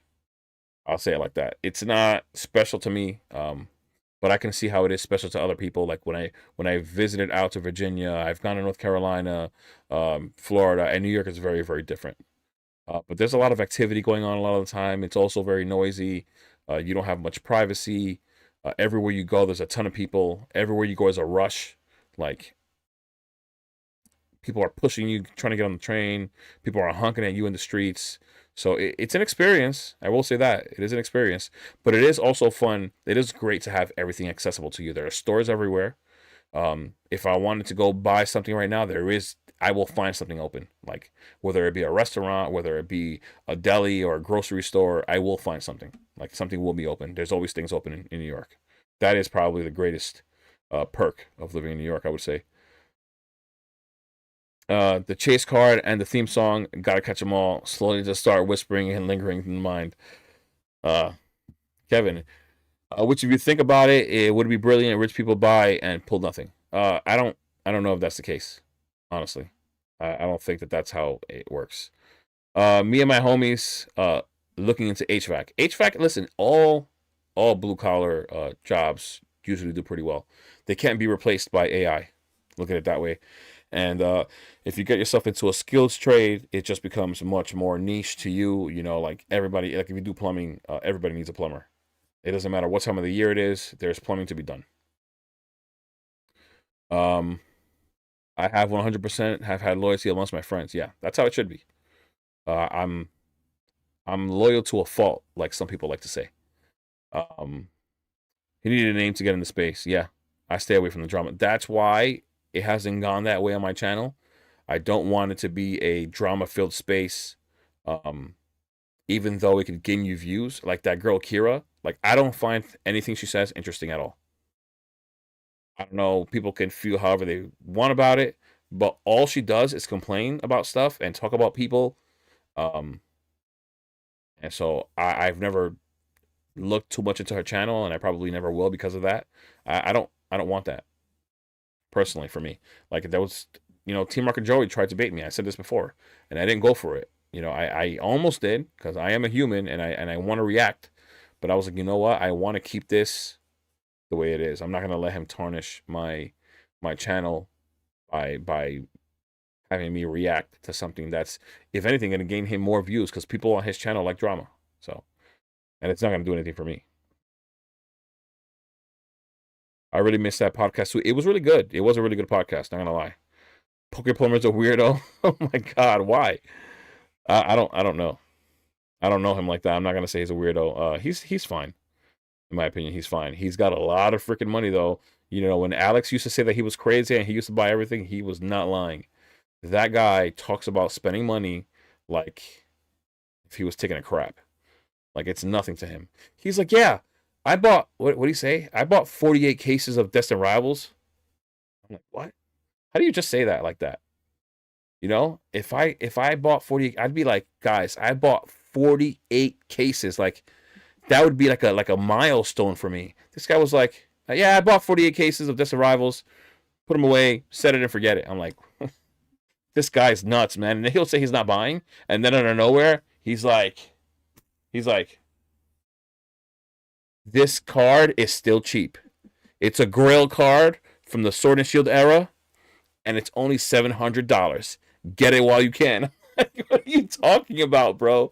Like, he's doing well for himself, and it allows him to do all that stuff. But it's so funny how it's like unrelatable, like the amount of money he has, because most people don't have that kind of money for you to sit here and say something crazy like that. Like, and I see it in the comments all the time, and all I can do is laugh because it's true.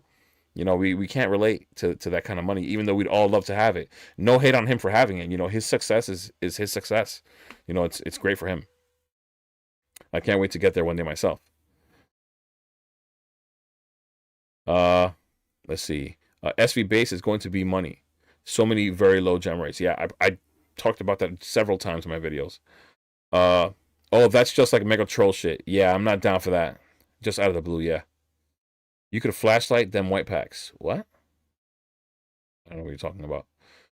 The echo chamber of content creators is crazy. That's why I have very few I watch. Yeah. I mean, well, yeah, you do your own research, but I do my own, you know, and it's so funny, you know, there's so many videos that I could have made that other people made that I feel like required minimal research. And I absolutely hate putting out videos that have like no substance. And I've like the person I brainstormed the most with is my fiance. She also likes Pokemon. She doesn't invest, but she likes Pokemon as well. So we just talk, right? And I give her ideas, and I'll tell her like, "What do you think? Is this engaging to you? Do you think somebody would like this kind of information?" Like when I did a video on these cards that I wanted to grade and sell, and on the gem rates and the math and all that. Like I don't know if everybody wants to think about that, but I am diving into something that actually requires my time, right, for me to research this stuff and put the numbers together and do it for you guys in a way where now you've saved time and you've gotten information that may be valuable to you, and I hope that it is.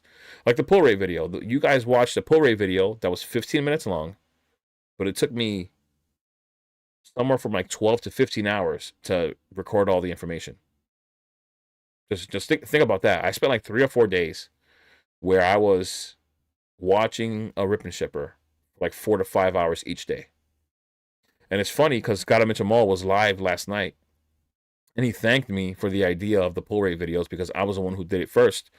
And he said that even though it was fun, it was like excruciating. Like it was not easy to do, to sit there and to watch somebody for hours. And it's not. You start falling asleep like it is. But it's what I did, and it's what I do for the videos that I put out here. Like I sit here for hours. I sit here for hours and look at stuff, look at what's valuable, what may not be valuable, what makes sense, what doesn't make sense, and that's why I tell you why I agree with things and why I don't. And that's just the way I do it. And I try to put substance in the videos. So doing your own research is key if you at least want to save some time, I guess. Maybe not watch other people and have your own opinion. Yeah, Nasonomics is a fighter, and he could work everybody. I sparred doing armor combatives with soldiers who actually train fighting, and they manhandle everybody. Yeah, a trained fighter just will outclass any non-fighter, you know, if that's what you want to call it, I guess. Um, I had like a side gig where I was an inspector for amateur MMA and kickboxing fights. So even those guys, they're considered amateur only because they haven't risen in the ranks, they haven't proven themselves. But even those fighters were doing techniques that, you know, the average person that's walking down the street probably wouldn't be able to handle. I live in rural East Texas, safe and slow. I am Texas born. You know, the houses out there look beautiful. I would love to go there. I would love to go visit first at least, but I do love the houses there. It looks like a nice place to live. Do you have the privilege to pick fruits off trees in New York? No. There are no trees with fruits in New York. Like, not one. Like, not that I can say that I've seen one at all. Like, at all. Like, down the street, there's a lot of trees. None of them have fruits. I think that the city will probably see that as more of a pain than a blessing, you know, that they have to clean up after these fruits that people aren't eating, that are just dropping on the floor. But there are people that have them maybe in their backyards, but we also don't have the greatest weather for that. Like, so there aren't many things people grow out here like that. Um, and it says 100. But I don't even know. Like, I'm talking through the chat and I don't know at what part where we're at. What is the one play you guys made?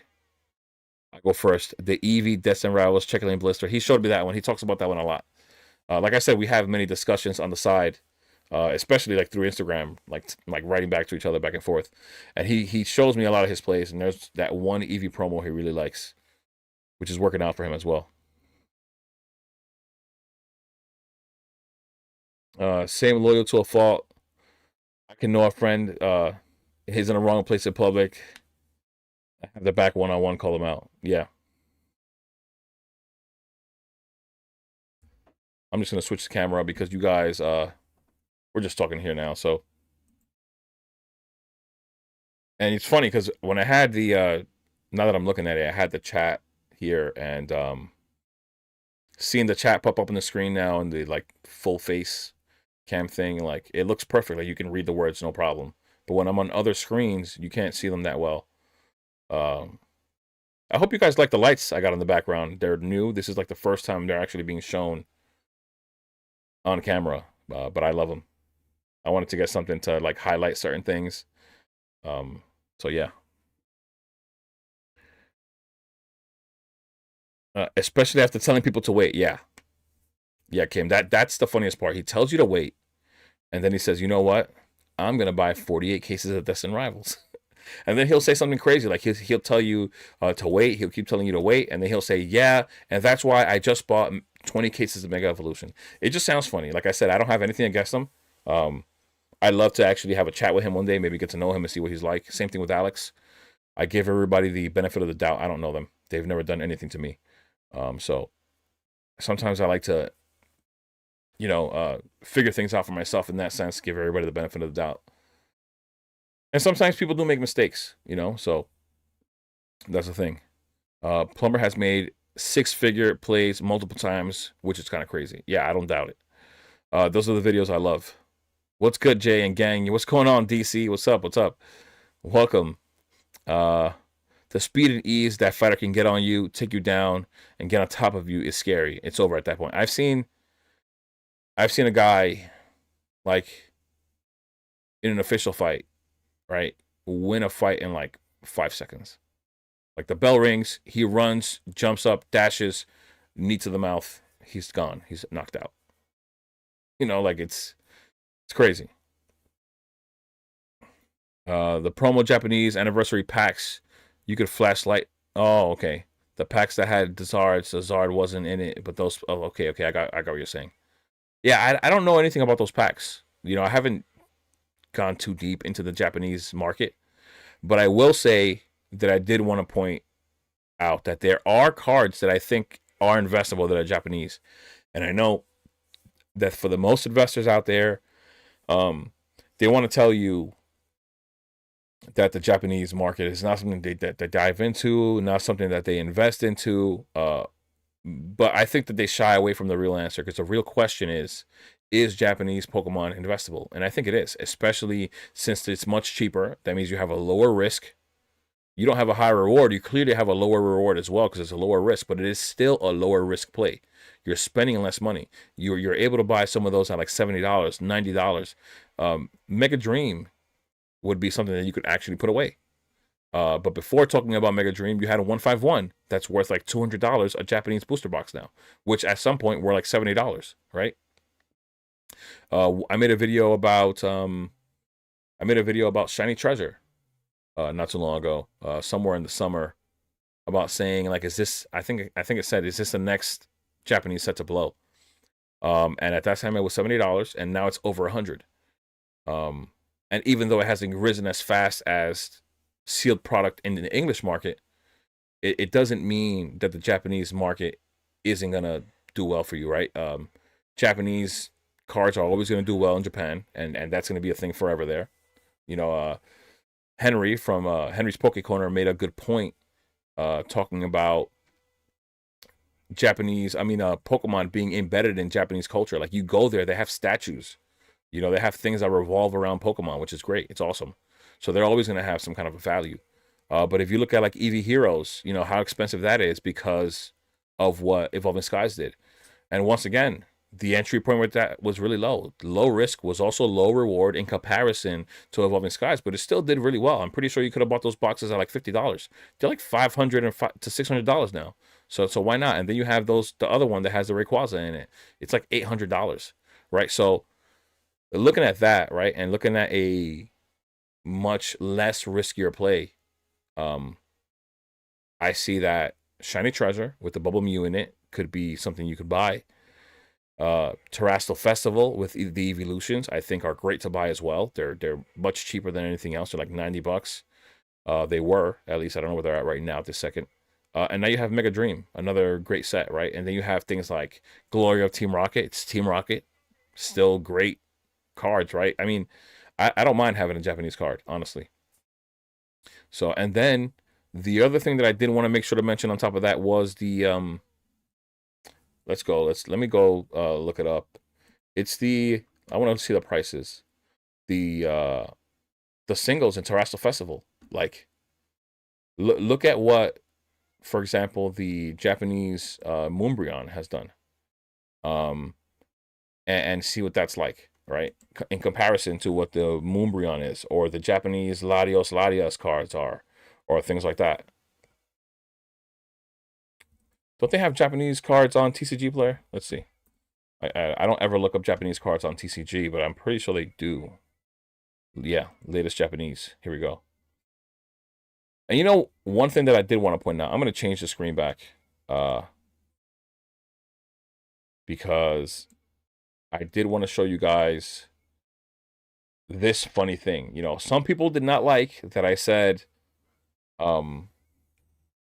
Perfect Order wasn't going to be like investable. It's just not investable in compared to other sets. They're not going to do as well. It's not going to be as liked or as favored. Eventually, it will gain value. Like Shredder Fable's gaining value. Just take that into consideration. So I did want to point this out. This is how bad the set is in comparison to other sets, in my opinion, and I think what people are seeing out there, even the demand for it is so low. When was the last time you saw the Japanese booster box get released? Where is it? It was here. Or did I just lose it? Here we go. When was the last time you saw the Japanese booster box sell at $73.99? It's been a really long time since you saw a Japanese booster box that came out under $100 pre-release, like really early on. You think about that, $74. It's just the demand is really low. You know, that was my opinion. I felt that way about it. The market seems to be feeling about it that way too, because they're not demand isn't high. It just is what it is. But yeah, back to here. Let's see what this is right here real quick, because I was just talking about this. What is the booster box at? And where was it? Is at $107. It's also a really nice displayable item, right? Like I think I'm gonna buy one of these or two and get the acrylic and display them behind me. I really, really like these boxes, like a lot. But yeah, guys, at some point, look, they were down to 95, back up to 106, but they never went below 100, aside from this little point here. But the whole time, you know, it's only been out for like 7 months. Keep that in mind. Yeah, look what it's done. Just climb, little by little, take some dips, climb. I mean, once again, this at some point will no longer be getting made, and people will want to rip it. You know, we have many Japanese packs out there that people like and they want to rip. Right, and the cards look amazing.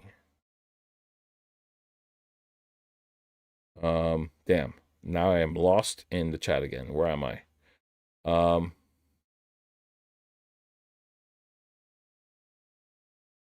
No, we're not talking about DC. We're not actually talking about Team Rocket Joey. We're not actually talking about anyone's. It's just things that came up in conversation. Is PCI intentionally not reprinting booster boxes?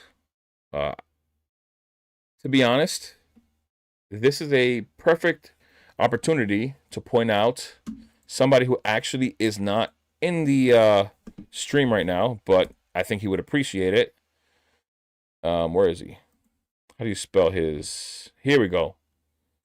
So I haven't seen this most recent video, but this guy seems to have some like inside information on certain things, and he put out a video. Let's just go to his channel. Videos. This is the most recent one here. I have not seen it yet, but right here, Insider leaks Pokemon's print plans.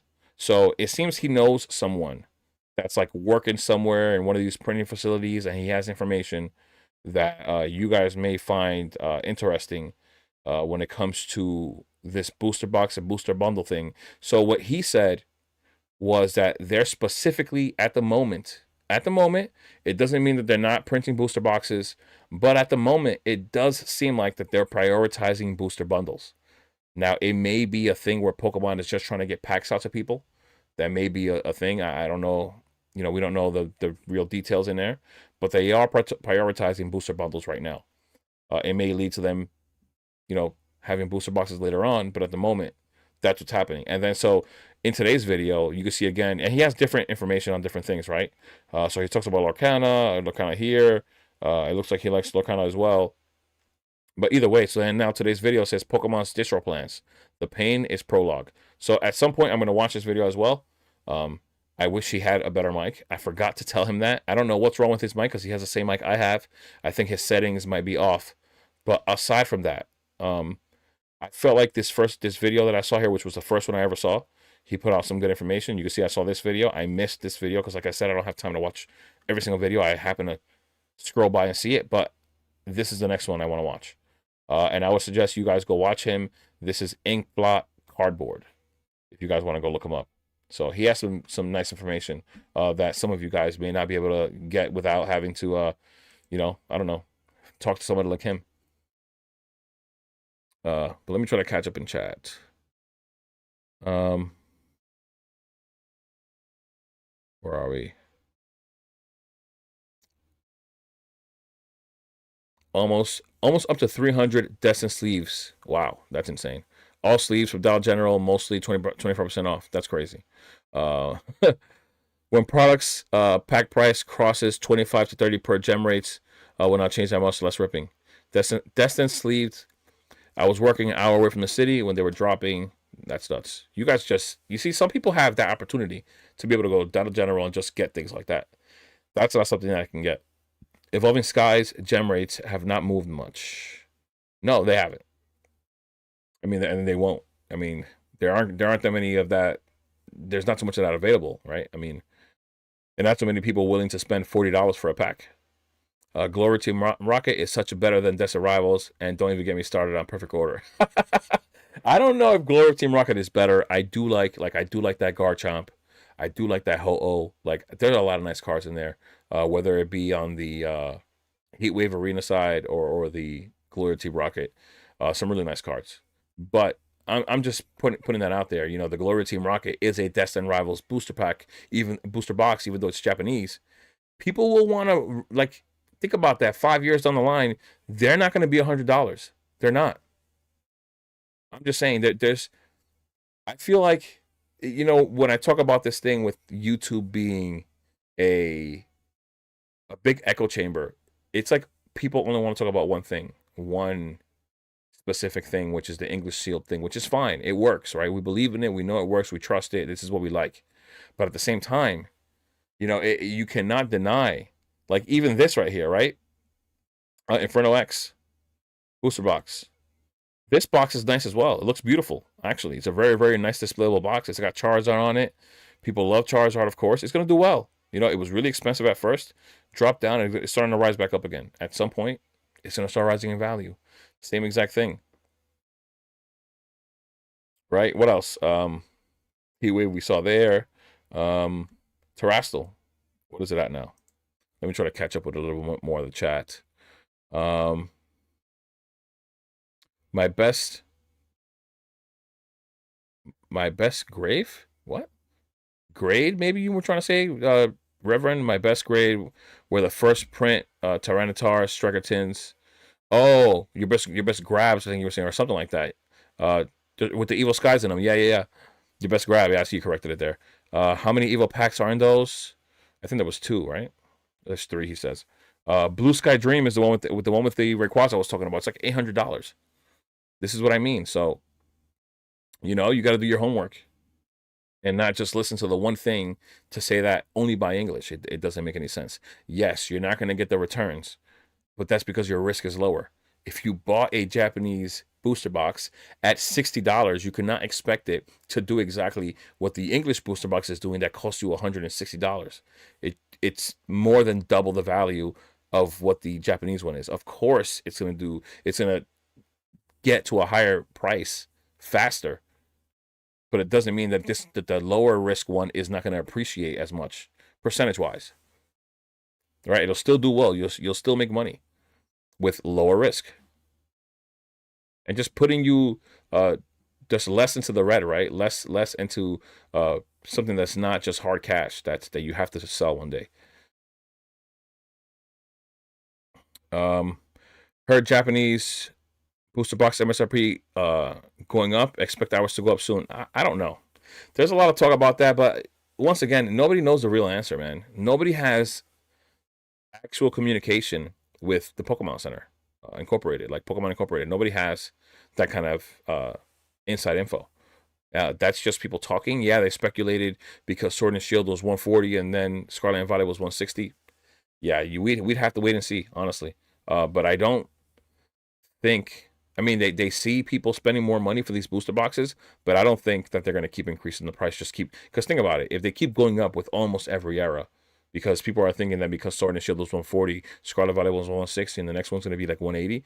If they were to keep going up with almost every era, which Mega doesn't count as one, then we would get to a $300 booster box in probably not too long from now, a few years, 3 years maybe. No, that'd be like 260 or 240.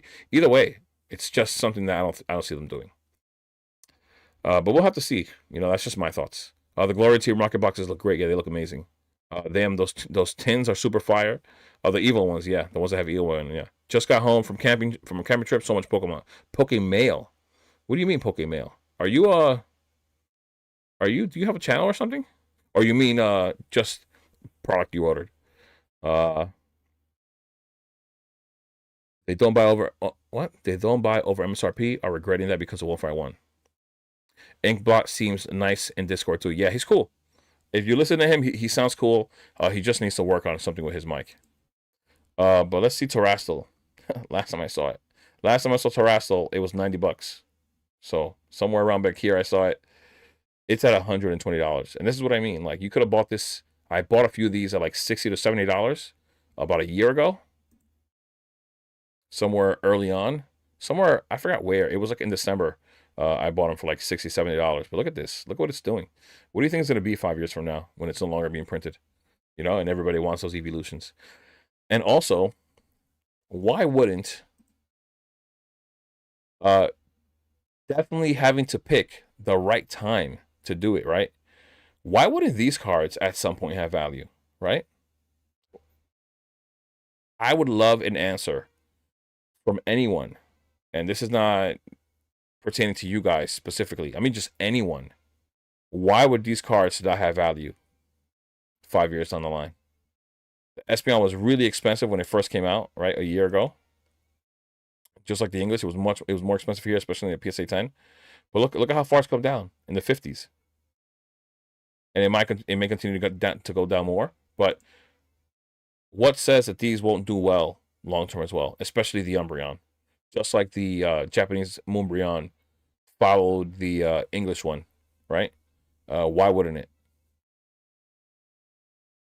385 down to 313. It was down to 255 at some point. Why would this card not do well, right? It's the Umbreon EX 217. Sorry. Let's just put Umbreon EX, right? Because then it's going to bring up both the English and the other one. So the English is $999. And the Japanese is 310. And why is it showing? This is supposed to be showing. You know, it doesn't matter. This one I think is 4,000, right? The English 4,247. And this is what's odd sometimes to me. $495. And then if you look at the Umbreon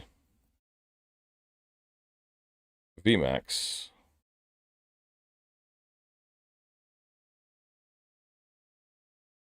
in English is at $1,614, and then in Japanese it is 3,430. I mean, sorry, in PSA 10, and then the Japanese one is $2,000, and then the PSA 10 is 3,353. So it's weird how this card is following the value of the English one, but the Umbreon EX is not, right? But I think at some point, when Terrestrial Festival is no longer around, Prismatic is no longer being printed at all. I think at some point, people are going to say, I want to get this card, but it's too expensive in English. Maybe I could buy it in Japanese. And I think at some point, the value of this card will also start following the English one, right? I think right now, a lot of these are like really underrated. All these Japanese ones. I really think so. Just something that I've come across in my mind when I'm thinking about these things. Perfect Order is a strategic move. It will be underprinted. I mean, people believe Journey Together could be underprinted, but I don't hear anybody talking about that, and it gets some of the worst things said about it. And I think that's a better set than Perfect Order. Top Chase in Perfect Order is what? It's somewhere between the Starmie and I'm like blanking out right now. I don't know. I'm blacking out. I am kind of getting kind of tired, kind of sleepy. But yeah, I don't think that those top chase cards are better than the Lidis Clefairy, the Salamence, the Zoroark. I don't think it's better. I don't. Just meant the name, not to say. Okay. For instance, there has been 138 Black Label Moonbreon for a while. That card will never cross 200. New investors, booster bundles, and sleeves are a great entry point. Buy-in is key to all investing. Yeah, that's why I said what I said about the Ascended Heroes ETBs, because they're wild right now on TCG Player. I don't know why, unless somebody has an incentive. That's what I try to say before. I always try to think about that possibility. Is somebody going to gain from raising the market price on TCG Player? Very possible. And a lot of people do, especially sellers, of course. Big Agree Raven. Sleeve arts sets in particular, yeah. I think you were trying to say Reverend. The same reason people believe PSA 10 is better than the CGC 10 with the same grading standards. Japanese SR look better, but the collector cannot read the writing. Yeah, you know what's funny? I bet most people can't tell me what the attack is on the Moonbreon right here. Any of the two attacks? Can somebody in the chat tell me without looking it up? Who can tell me what the attacks are here? I know they want to read them in English. I know. Trust me, I know. I'm just saying it's just funny to think about. Because I know people don't know it, because I don't even know it. But I love the card. You know, and I do have this one in Japanese. I pulled it myself, and I pulled the Leafeon. They look amazing in hand. But all I'm just trying to say is that, yes, they're for sure always going to be, they won't be as valuable. But all I'm saying is that over time, as these products are no longer in print, as Prismatic Evolutions, SIRs, start getting value in the future even more, and those are way out of reach for most people that want to collect it.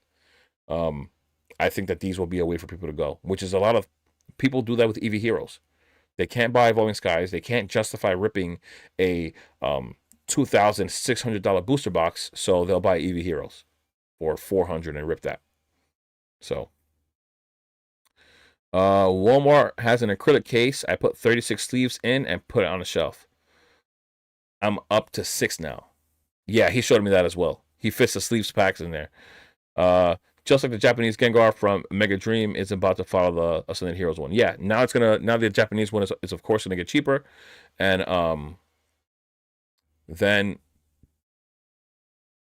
it'll follow, right? So Reverend just said he sent a picture of his. Oh, here they are. These are the ones he's talking about. They're like I think these are like for food, but they're perfect for a lot of these things like this. Like now he has them sealed. There's going to be no water getting into them, and they're going to be contained. And he has these 6 set up right now. He has 2 Phantasmal, 2 Mega Evolution, 1 Destined, and Paldea Evolved, which these are really expensive as well. Oh, thank you.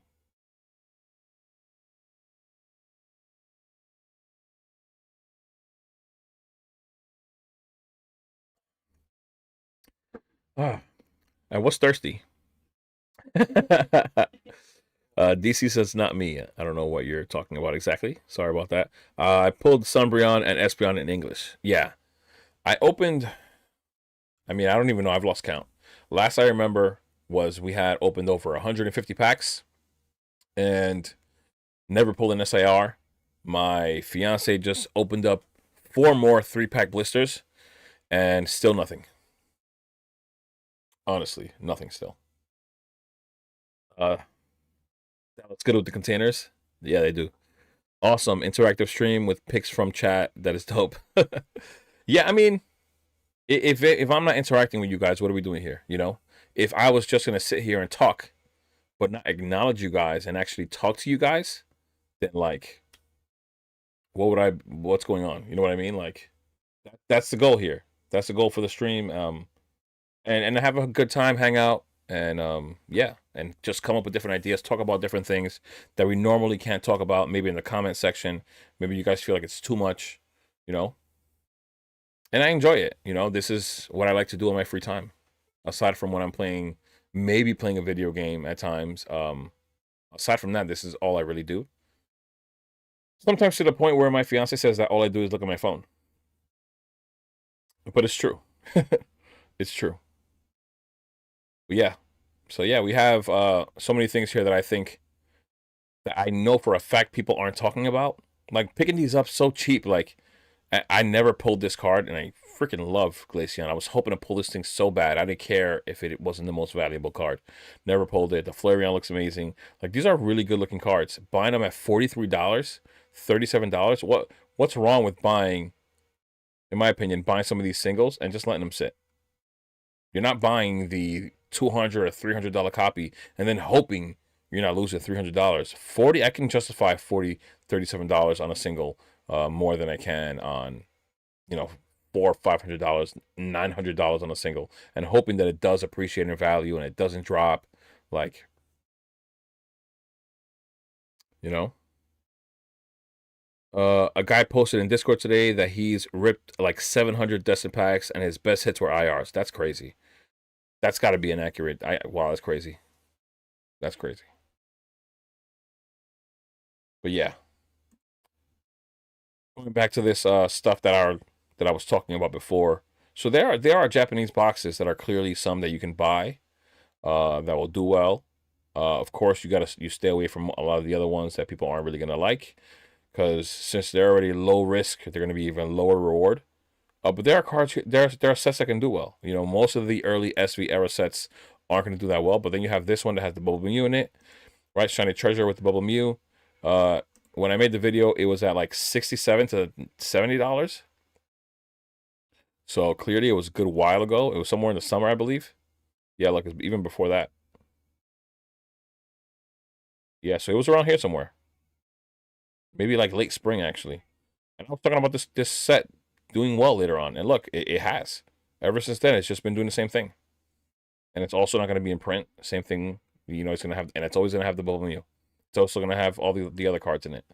So something to look at. Where sometimes, you know, the guys that are on YouTube, including myself, I don't really talk about Japanese too much, because I know that most of the people watching my channel want to see English products, you know, and that's just what they're into, and it's fine. But you know, when we go on a live, I want to take the opportunity to point out some things that you may not always see when you're out there, like on these channels. You know, there are many things I pointed out, for example, before. The Destined Rivals build and battle display. Where is it? Is it even here? Or am I blind? No, it's not here. I think I have to actually type it in to find it. But the build and battle display has everything that the booster box has when it comes to display. It's just bigger. It looks like a booster bundle display. It's just a build and battle display.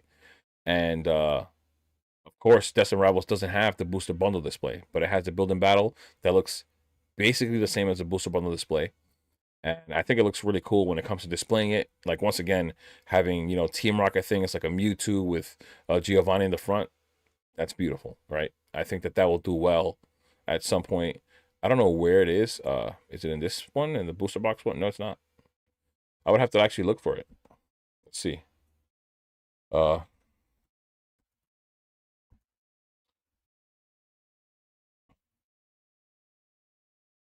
let's see where it's at right now in comparison to where it was a few days ago or a week ago, or whatever it is. Look, same thing. And this is what I'm trying to say, where people are not actually like look where they're not, right? So and I only talk about these things. I'm doing this on purpose. I'm only talking about this on my lives and my Discord, which is usually in the description. I don't think it's in the description of the live, but it's in the description of all my other videos. You can come in there and talk to me whenever you want. It hasn't been really active as of late because people they're doing their own thing, and there are only like 20 people in there. So if you do want to join, you can. I will definitely talk to you there whenever you need, or you could even hit me up, a DM or a PM or something like that. But yeah, so this has 40 packs in it in the display, and it is a sealed item once again, and it is, look, market price is 400. Most recently sold though for 500, so they might start moving because the booster boxes are moving. So before they were selling for 400, and I think the insane FOMO has driven the value up a whole $100. So look at that. That moved up $100. Look at how fast that moved. But people aren't really talking about this at all. They're not. But it is a Destined Rivals item, so you can expect it to move. Um, so yeah, just things like that, right? And then on top of that, not only is it a sealed item that is very displayable, it's Destined Rivals, and the build-in battles each have their own promos in them, right? They have, and probably some of the best build-in battle promos. It's Typhlosion, Gyarados, Mimikyu, and Articuno. Articuno probably being the worst one. I think it's Articuno. I can't remember. But the Gyarados is the Gyarados with the Misty on it, and it's a Black Star promo. And of course, it has the Galaxy pattern hollow foil. So it looks nice. So that's something that I don't talk about outside of the lives and Discords. I usually mention them here. Um, I have the Evolving Skies VMAX Full Art Revolution set in the PSA 10. Oh, that's right. You did tell me about that. The Evolution ones, yeah. Background looks good, man. Oh, thanks, DC. I appreciate it, brother. Uh,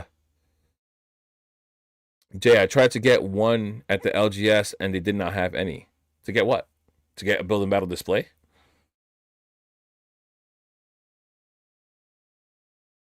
I would just try to, if it's that, I would just try to order it online. I didn't mention Typhlosion. I said Gyarados, Typhlosion, Mimikyu, and I think Articuno. I just can't remember if Articuno is the one. But if it is, it's the worst one because people don't really love Articuno like that. But aside from that, Gyarados is well loved. So is Typhlosion. And Mimikyu's on the way up, I would say. Articuno, though, not so much. But yeah, really crazy to see what's going on. Somebody came into my comments, and I hate how sometimes people go into the comment section and bombard people, right? So somebody mentioned that if everybody starts focusing on Ascended Rivals, he's going to be really happy because maybe it'll help alleviate some of the pressure, that's on some of the other sets like Prismatic. He's hoping people would take their eyes off Prismatic and Destined Rivals so that he could start buying more at a cheaper price. But the way the market is going right now, I don't know. I can't believe that happened with Ascended Rivals. Like, that was a real legit surprise you guys saw at the beginning of the stream. I did not expect that. But, it is the new hype set. We know how good it really is. And that's that. There's no denying how good that set is. I was hoping Poke Data would be updated, but they're not. Look at the total set value says 9,281. Where are you getting that from? They don't even have the pictures that are actually released, like they're revealed. Poke Data is so behind. I would never pay for Poke Data Pro. Like, you guys don't even have pictures put up. They're on Poke Beach, bro. They're here already. Well, what are these guys doing? That's nuts. Whatever. It's fine. It's fine. This is my move right now. Reinvest into Destined Rivals booster bundles. Listen, I've said it before. Destined Rivals is probably one of those sets that everything for it will do well. Like, it doesn't matter what it is, whether it be sleeve packs, 3-pack blisters, uh, tins, like whatever. I think that whatever has Destined Rivals at some point will gain value, just like we're seeing with the things of Evolving Skies. Now, does it mean that I'm trying to say that it is the Evolving Skies thing? Like, I'm not saying it's Evolving Skies. I'm just saying that for the SV era, that is the SV era's best main set, and it will have a value, whether it's a sleep pack, booster bundle, or anything else. Destined Rivals, anything Destined Rivals will do good late, long term. Yes, Tyranitar, that's the one. It's not Articuno, it's Tyranitar. So even better. I was confusing it, but I was going to say I knew that I already had in mind that the 4 promos out of all the Build and Battle stadiums that I've seen, Destined Rivals has the best 4 promos. Typhlosion, because he helped me out just now. Typhlosion, Gyarados, the Mimikyu, and the Tyranitar. So now, in that specific play that I was talking about, which is the Build and Battle display, you have a displayable item, which is a collector piece, which there aren't many of. Can I go back to it? How? Let me go back. Was it this link? Was this the page? This wasn't the page that I clicked on. Where is it? Where'd it go? I lost it? Oh, man. All right, let's find it again real quick.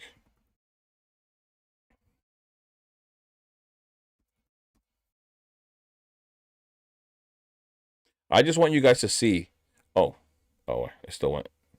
How many you see are listed here? Compared to, like, look at everything out there, Destined Rivals, or any other product that gets listed out there. We have 21 guys. There's nothing on this site that's that low when it comes to a sealed item of a new set. 21 Build and Battle displays, and I don't think that the Pokemon Center, Pokemon has that much of a incentive to print Build and Battle displays outside of pre-release events. So thinking about that, 21 is the limit. What's left right now on TCG Player, just 21 of them.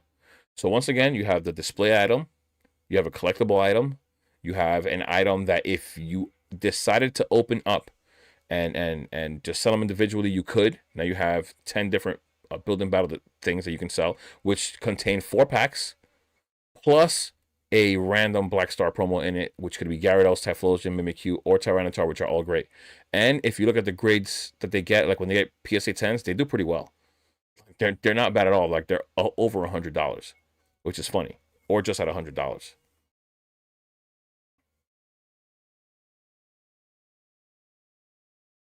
Going to LGS tomorrow to get some trade credit to grab this arrival stuff. That's a good plan. Is there a link to your Discord? Yes, there is. How can I get the link in here? Hold on one sec. I'll get the link for you. I'll get that. But yeah, so many different things to look at, and believe it or not, even when you think that that you've seen it all, or that people are talking about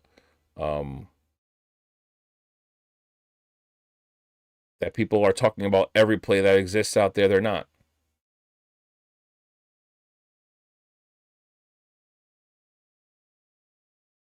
That is the link to the Discord that I just sent there in the chat. So if you want to join, you can. I try to pop in there every day, once in a while, if I have something to, put out there to you guys, or I just say what's up. But at any point, you can contact me through there, tag me. I have no problem being tagged. Or if you want to write to me individually, like on the side, you can too. Pokemon playing games, not giving us a Gyarados. You know what's funny? I saw something about a Mega Gyarados like leak for a set like a week ago, but then it happened to be like fake or something like that. But Mega Gyarados being one of the more popular megas out there, I'm expecting to see one. Did it right? I'm not wrong. We had a Mega Gyarados, right? Just like we had a Mega Rayquaza. Like I expect to see those because they sell for Pokemon. It wouldn't make sense for them not to. This Rivals is so good. It is. It really is. Biggest regret selling 10 Destined booster bundles to my buddy. Oh man. Good. Sorry, but homie ripping shipping for $20 a pack of Ascended Heroes and pull 2 Gold Dragonite and SIRs out of like 1,000. Who's that? Who's selling it? Oh, I did see Alex is selling them for like $18 a pack, which is crazy. Wild. The FOMO's out of hand. Yeah, it's true. It is. You have to have an end game. In 2 years, the entry point for people who want to rip will be bundles or sleeves. It could be. It just depends on where the market is. We have to realistically, we have to expect a downturn. Um, I don't see a world where people are just going to keep throwing money at Pokemon. At some point, it's going to have to take a chill. I think, at least. I mean, it just makes sense. You know, there's always hypes. There's always hype moments in everything. Even in sports, certain sports have real highs in like a 5 to 10 period, 5 to 10 year period, and then they start dipping at some point. Even that, like the views to things, like they do. So at some point, I expect to see Pokemon get into a bear market. You know, and for me, it'll be a great time. You know, it'll be a great time for me to just get some bigger positions on other things that, I felt like were unjustified, at the prices that they were. I like the Cynthia's Conchop better than the Mewtwo art. Well, you've said it a few times. I do like the Mewtwo, man. I mean, some people call the Mewtwo, what do they call it? Like a air balloon or whatever thing, parade balloon. I don't know what they call it. But I like it. I really do. The Mega Shining Gary. Yeah, I mean Gyarados is such a good Pokemon. It's one of the Pokemon that people they know it. Pokemon knows they like Gyarados, that they like Rayquaza. At some point, uh, they're definitely gonna have to put that in there. Like I don't see that'd be, oh my god, that'd be just them dropping the ball. Um, if they don't actually do it, it just doesn't make any sense to me. But yeah, Ascended Heroes definitely took everything by storm. Let's see our singles. This I didn't even look at this. I didn't look to see if singles were being sold on TCG Player. And there are some. 3 listings on the gold Charizard at 686, much cheaper than what I thought. Well, I take that back. The first listing is much cheaper than I thought, and then the next one is $900. How quickly things change. Mega Dragonite recently sold at $408. Lowest listed at 700. Love that card, man. It's a nice card. Where's the Gengar? Is the Gengar not listed? Or is this, it's still high to low, so where's the Gengar's not listed? No Gengars are being listed here. This is selling much cheaper than it sold on eBay. 280, 280, 300, 12, or 290, 1200. What? Okay. Yeah. But yeah, all right. There are some cards here. There are some cards. I forgot to look at this before. All right. Nice to know.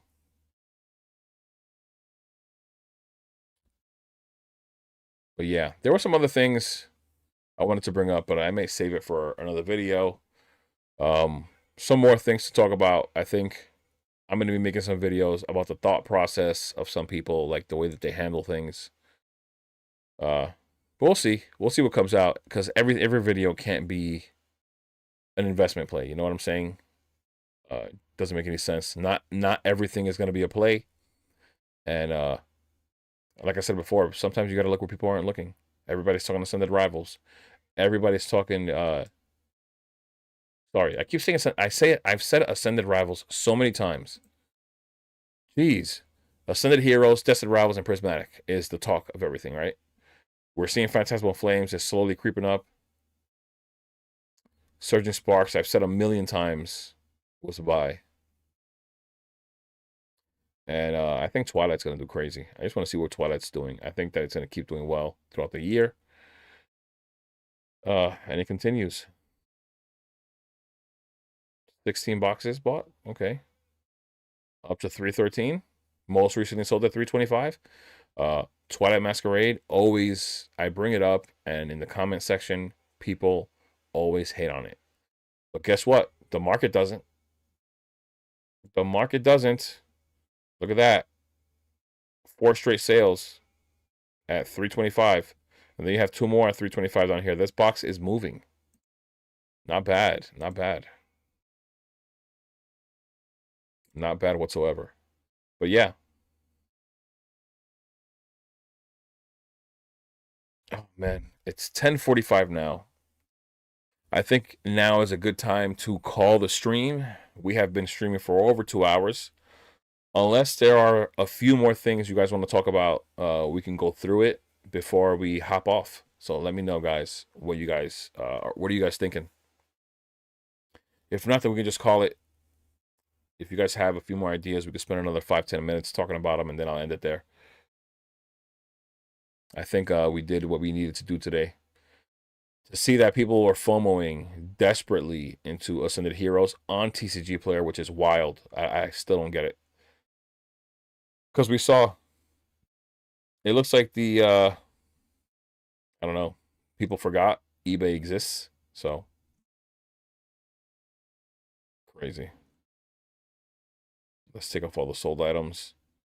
People forgot that eBay exists, and you got Football Pete selling them for almost $60 less than what they have them on TCG Player, which is so crazy to even think about still.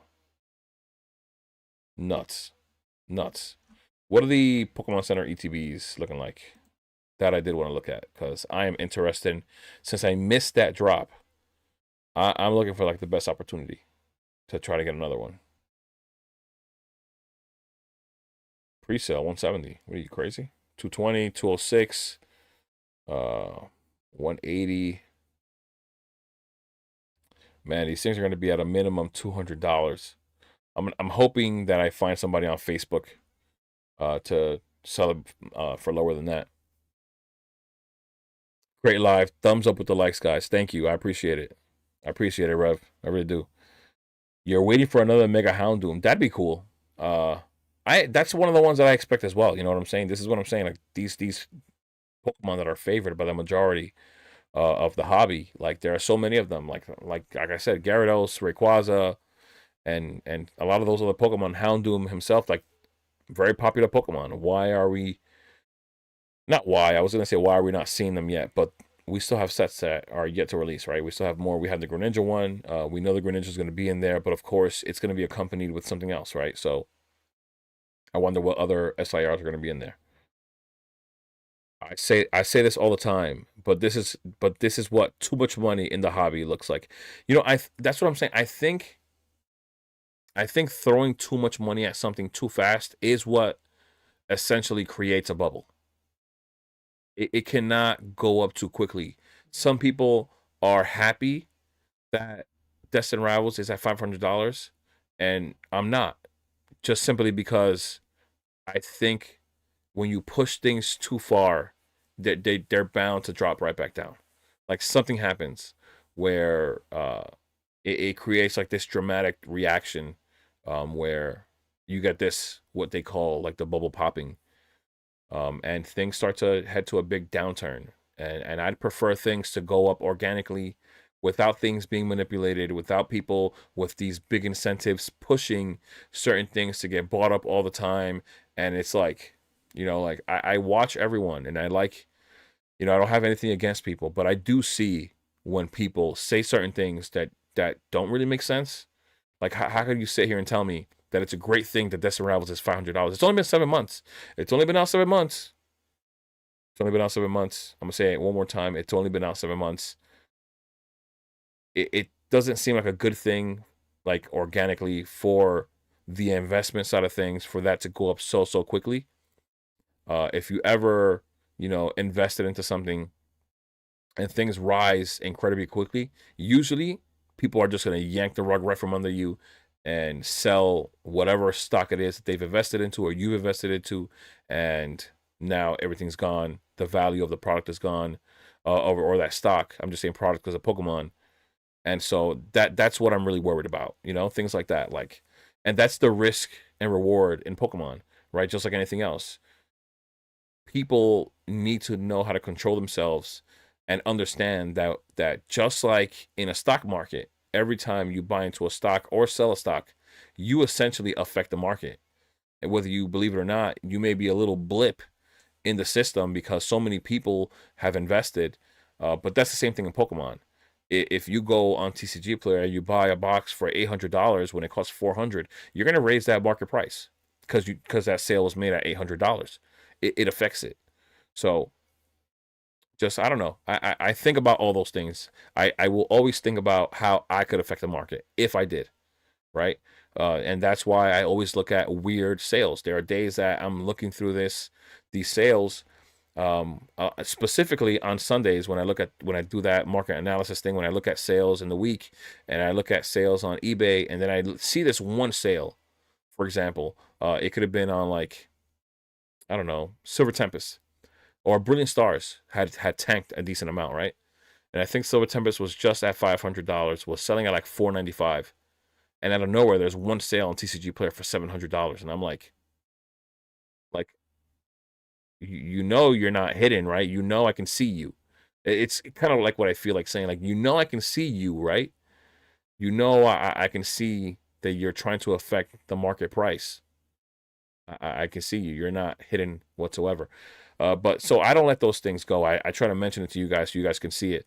There was a point in time where maybe like 4 months ago, there was like 3 boxes that got manipulated in Sword and Shield. Some Sword and Shield boxes got manipulated in some kind of way. Somebody was purposely uh, buying listings that said like $63, and so it dropped the price for like Paldea Evolved, uh, Chilling Reign. I think Brilliant Stars got affected as well, and I think Lost Origin and Twilight Masquerade. And it was because somebody was purposely buying the $63 things there that were like these Japanese things that for some reason TCG Player has listed in there, and it affected the market price and dropped it. So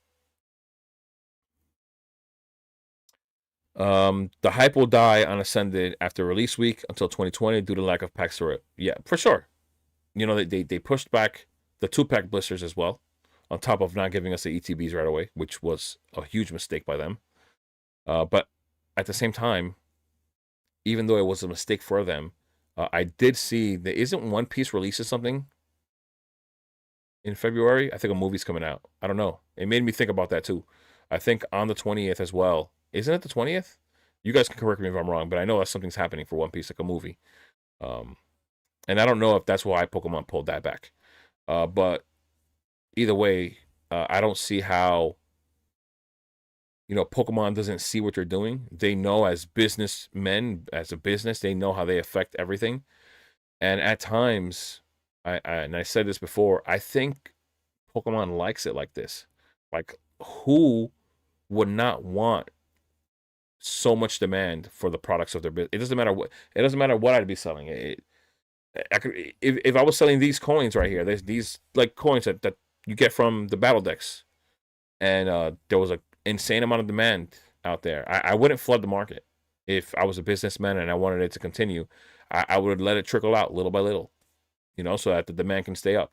And I feel like at times, like Pokemon likes it because now everything sells, nothing's sitting on shelves. They have distro, just buying everything off of them and just asking for more and more product. And then distro has nothing sitting in their warehouses, and then they get to increase prices as well, right? Distros, we've heard a few stories now of distro increasing prices. So it just does so much, right? And it's making money for all those people up there, and they're all making money from the smaller guys, which are us. So sometimes I feel like Pokemon does like it this way, even though we feel like Pokemon is thinking about us, they're caring about us. They think that we think that they're caring about the fan base, or that we think that they're caring about the kids. I think that in reality, what they care about is money because they're a business, and so it makes sense. Um, I like how Shrouded and Twilight are like the dark kind of sets. Yeah, they are. Shrouded definitely has that feel to it. Great stream, Jay. Keep up the great work. Thank you, Rev. Thank you. Sell those reverse hollows of Ascended. The master set builders need them. That is true. Yeah, tempted to sell my Destined Rivals booster box. Doesn't seem natural, but worried we don't get more before 2028. I expect there to be more. I do. I remember hearing that they were supposed to do a reprint in like March. I don't remember where. I said this in one of my videos in the one of these recent videos. I remember hearing something about booster boxes were planned for like March. Hopefully that's true. I can't remember where it came from though. There's so much stuff that I go through. I should have taken note of that somewhere and just kept like that link so I could show you guys what's happening and like where it's at. Um, but yeah, guys, I think that is it for the live. I'm getting tired. I worked today already. If it was a Saturday night, it'd be a little better. I'd have a little more energy, but I plan on doing more lives. I like them. I like interacting with you guys. I think we have a lot of fun here.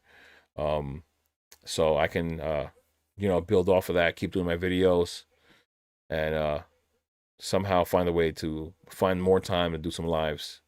And I feel like I have the time. I just have to just do the live. Um, just sit down and do it. That's all. But yeah, guys, it was fun. I thank you guys so much for being here. I appreciate you guys. Thank you so much. If you can, like the videos as always, and the stream, of course. And yeah, guys, I hope you guys had fun with me as well. I'll see you guys on the next one. I should have a video out tomorrow, and of course Sunday, and probably Monday after that as well. Yeah, now take care, brother. Have a good weekend. We'll talk on Discord regardless. But yeah, yeah, guys, enjoy the weekend. Hopefully, you guys can find yourself some Ascended Heroes.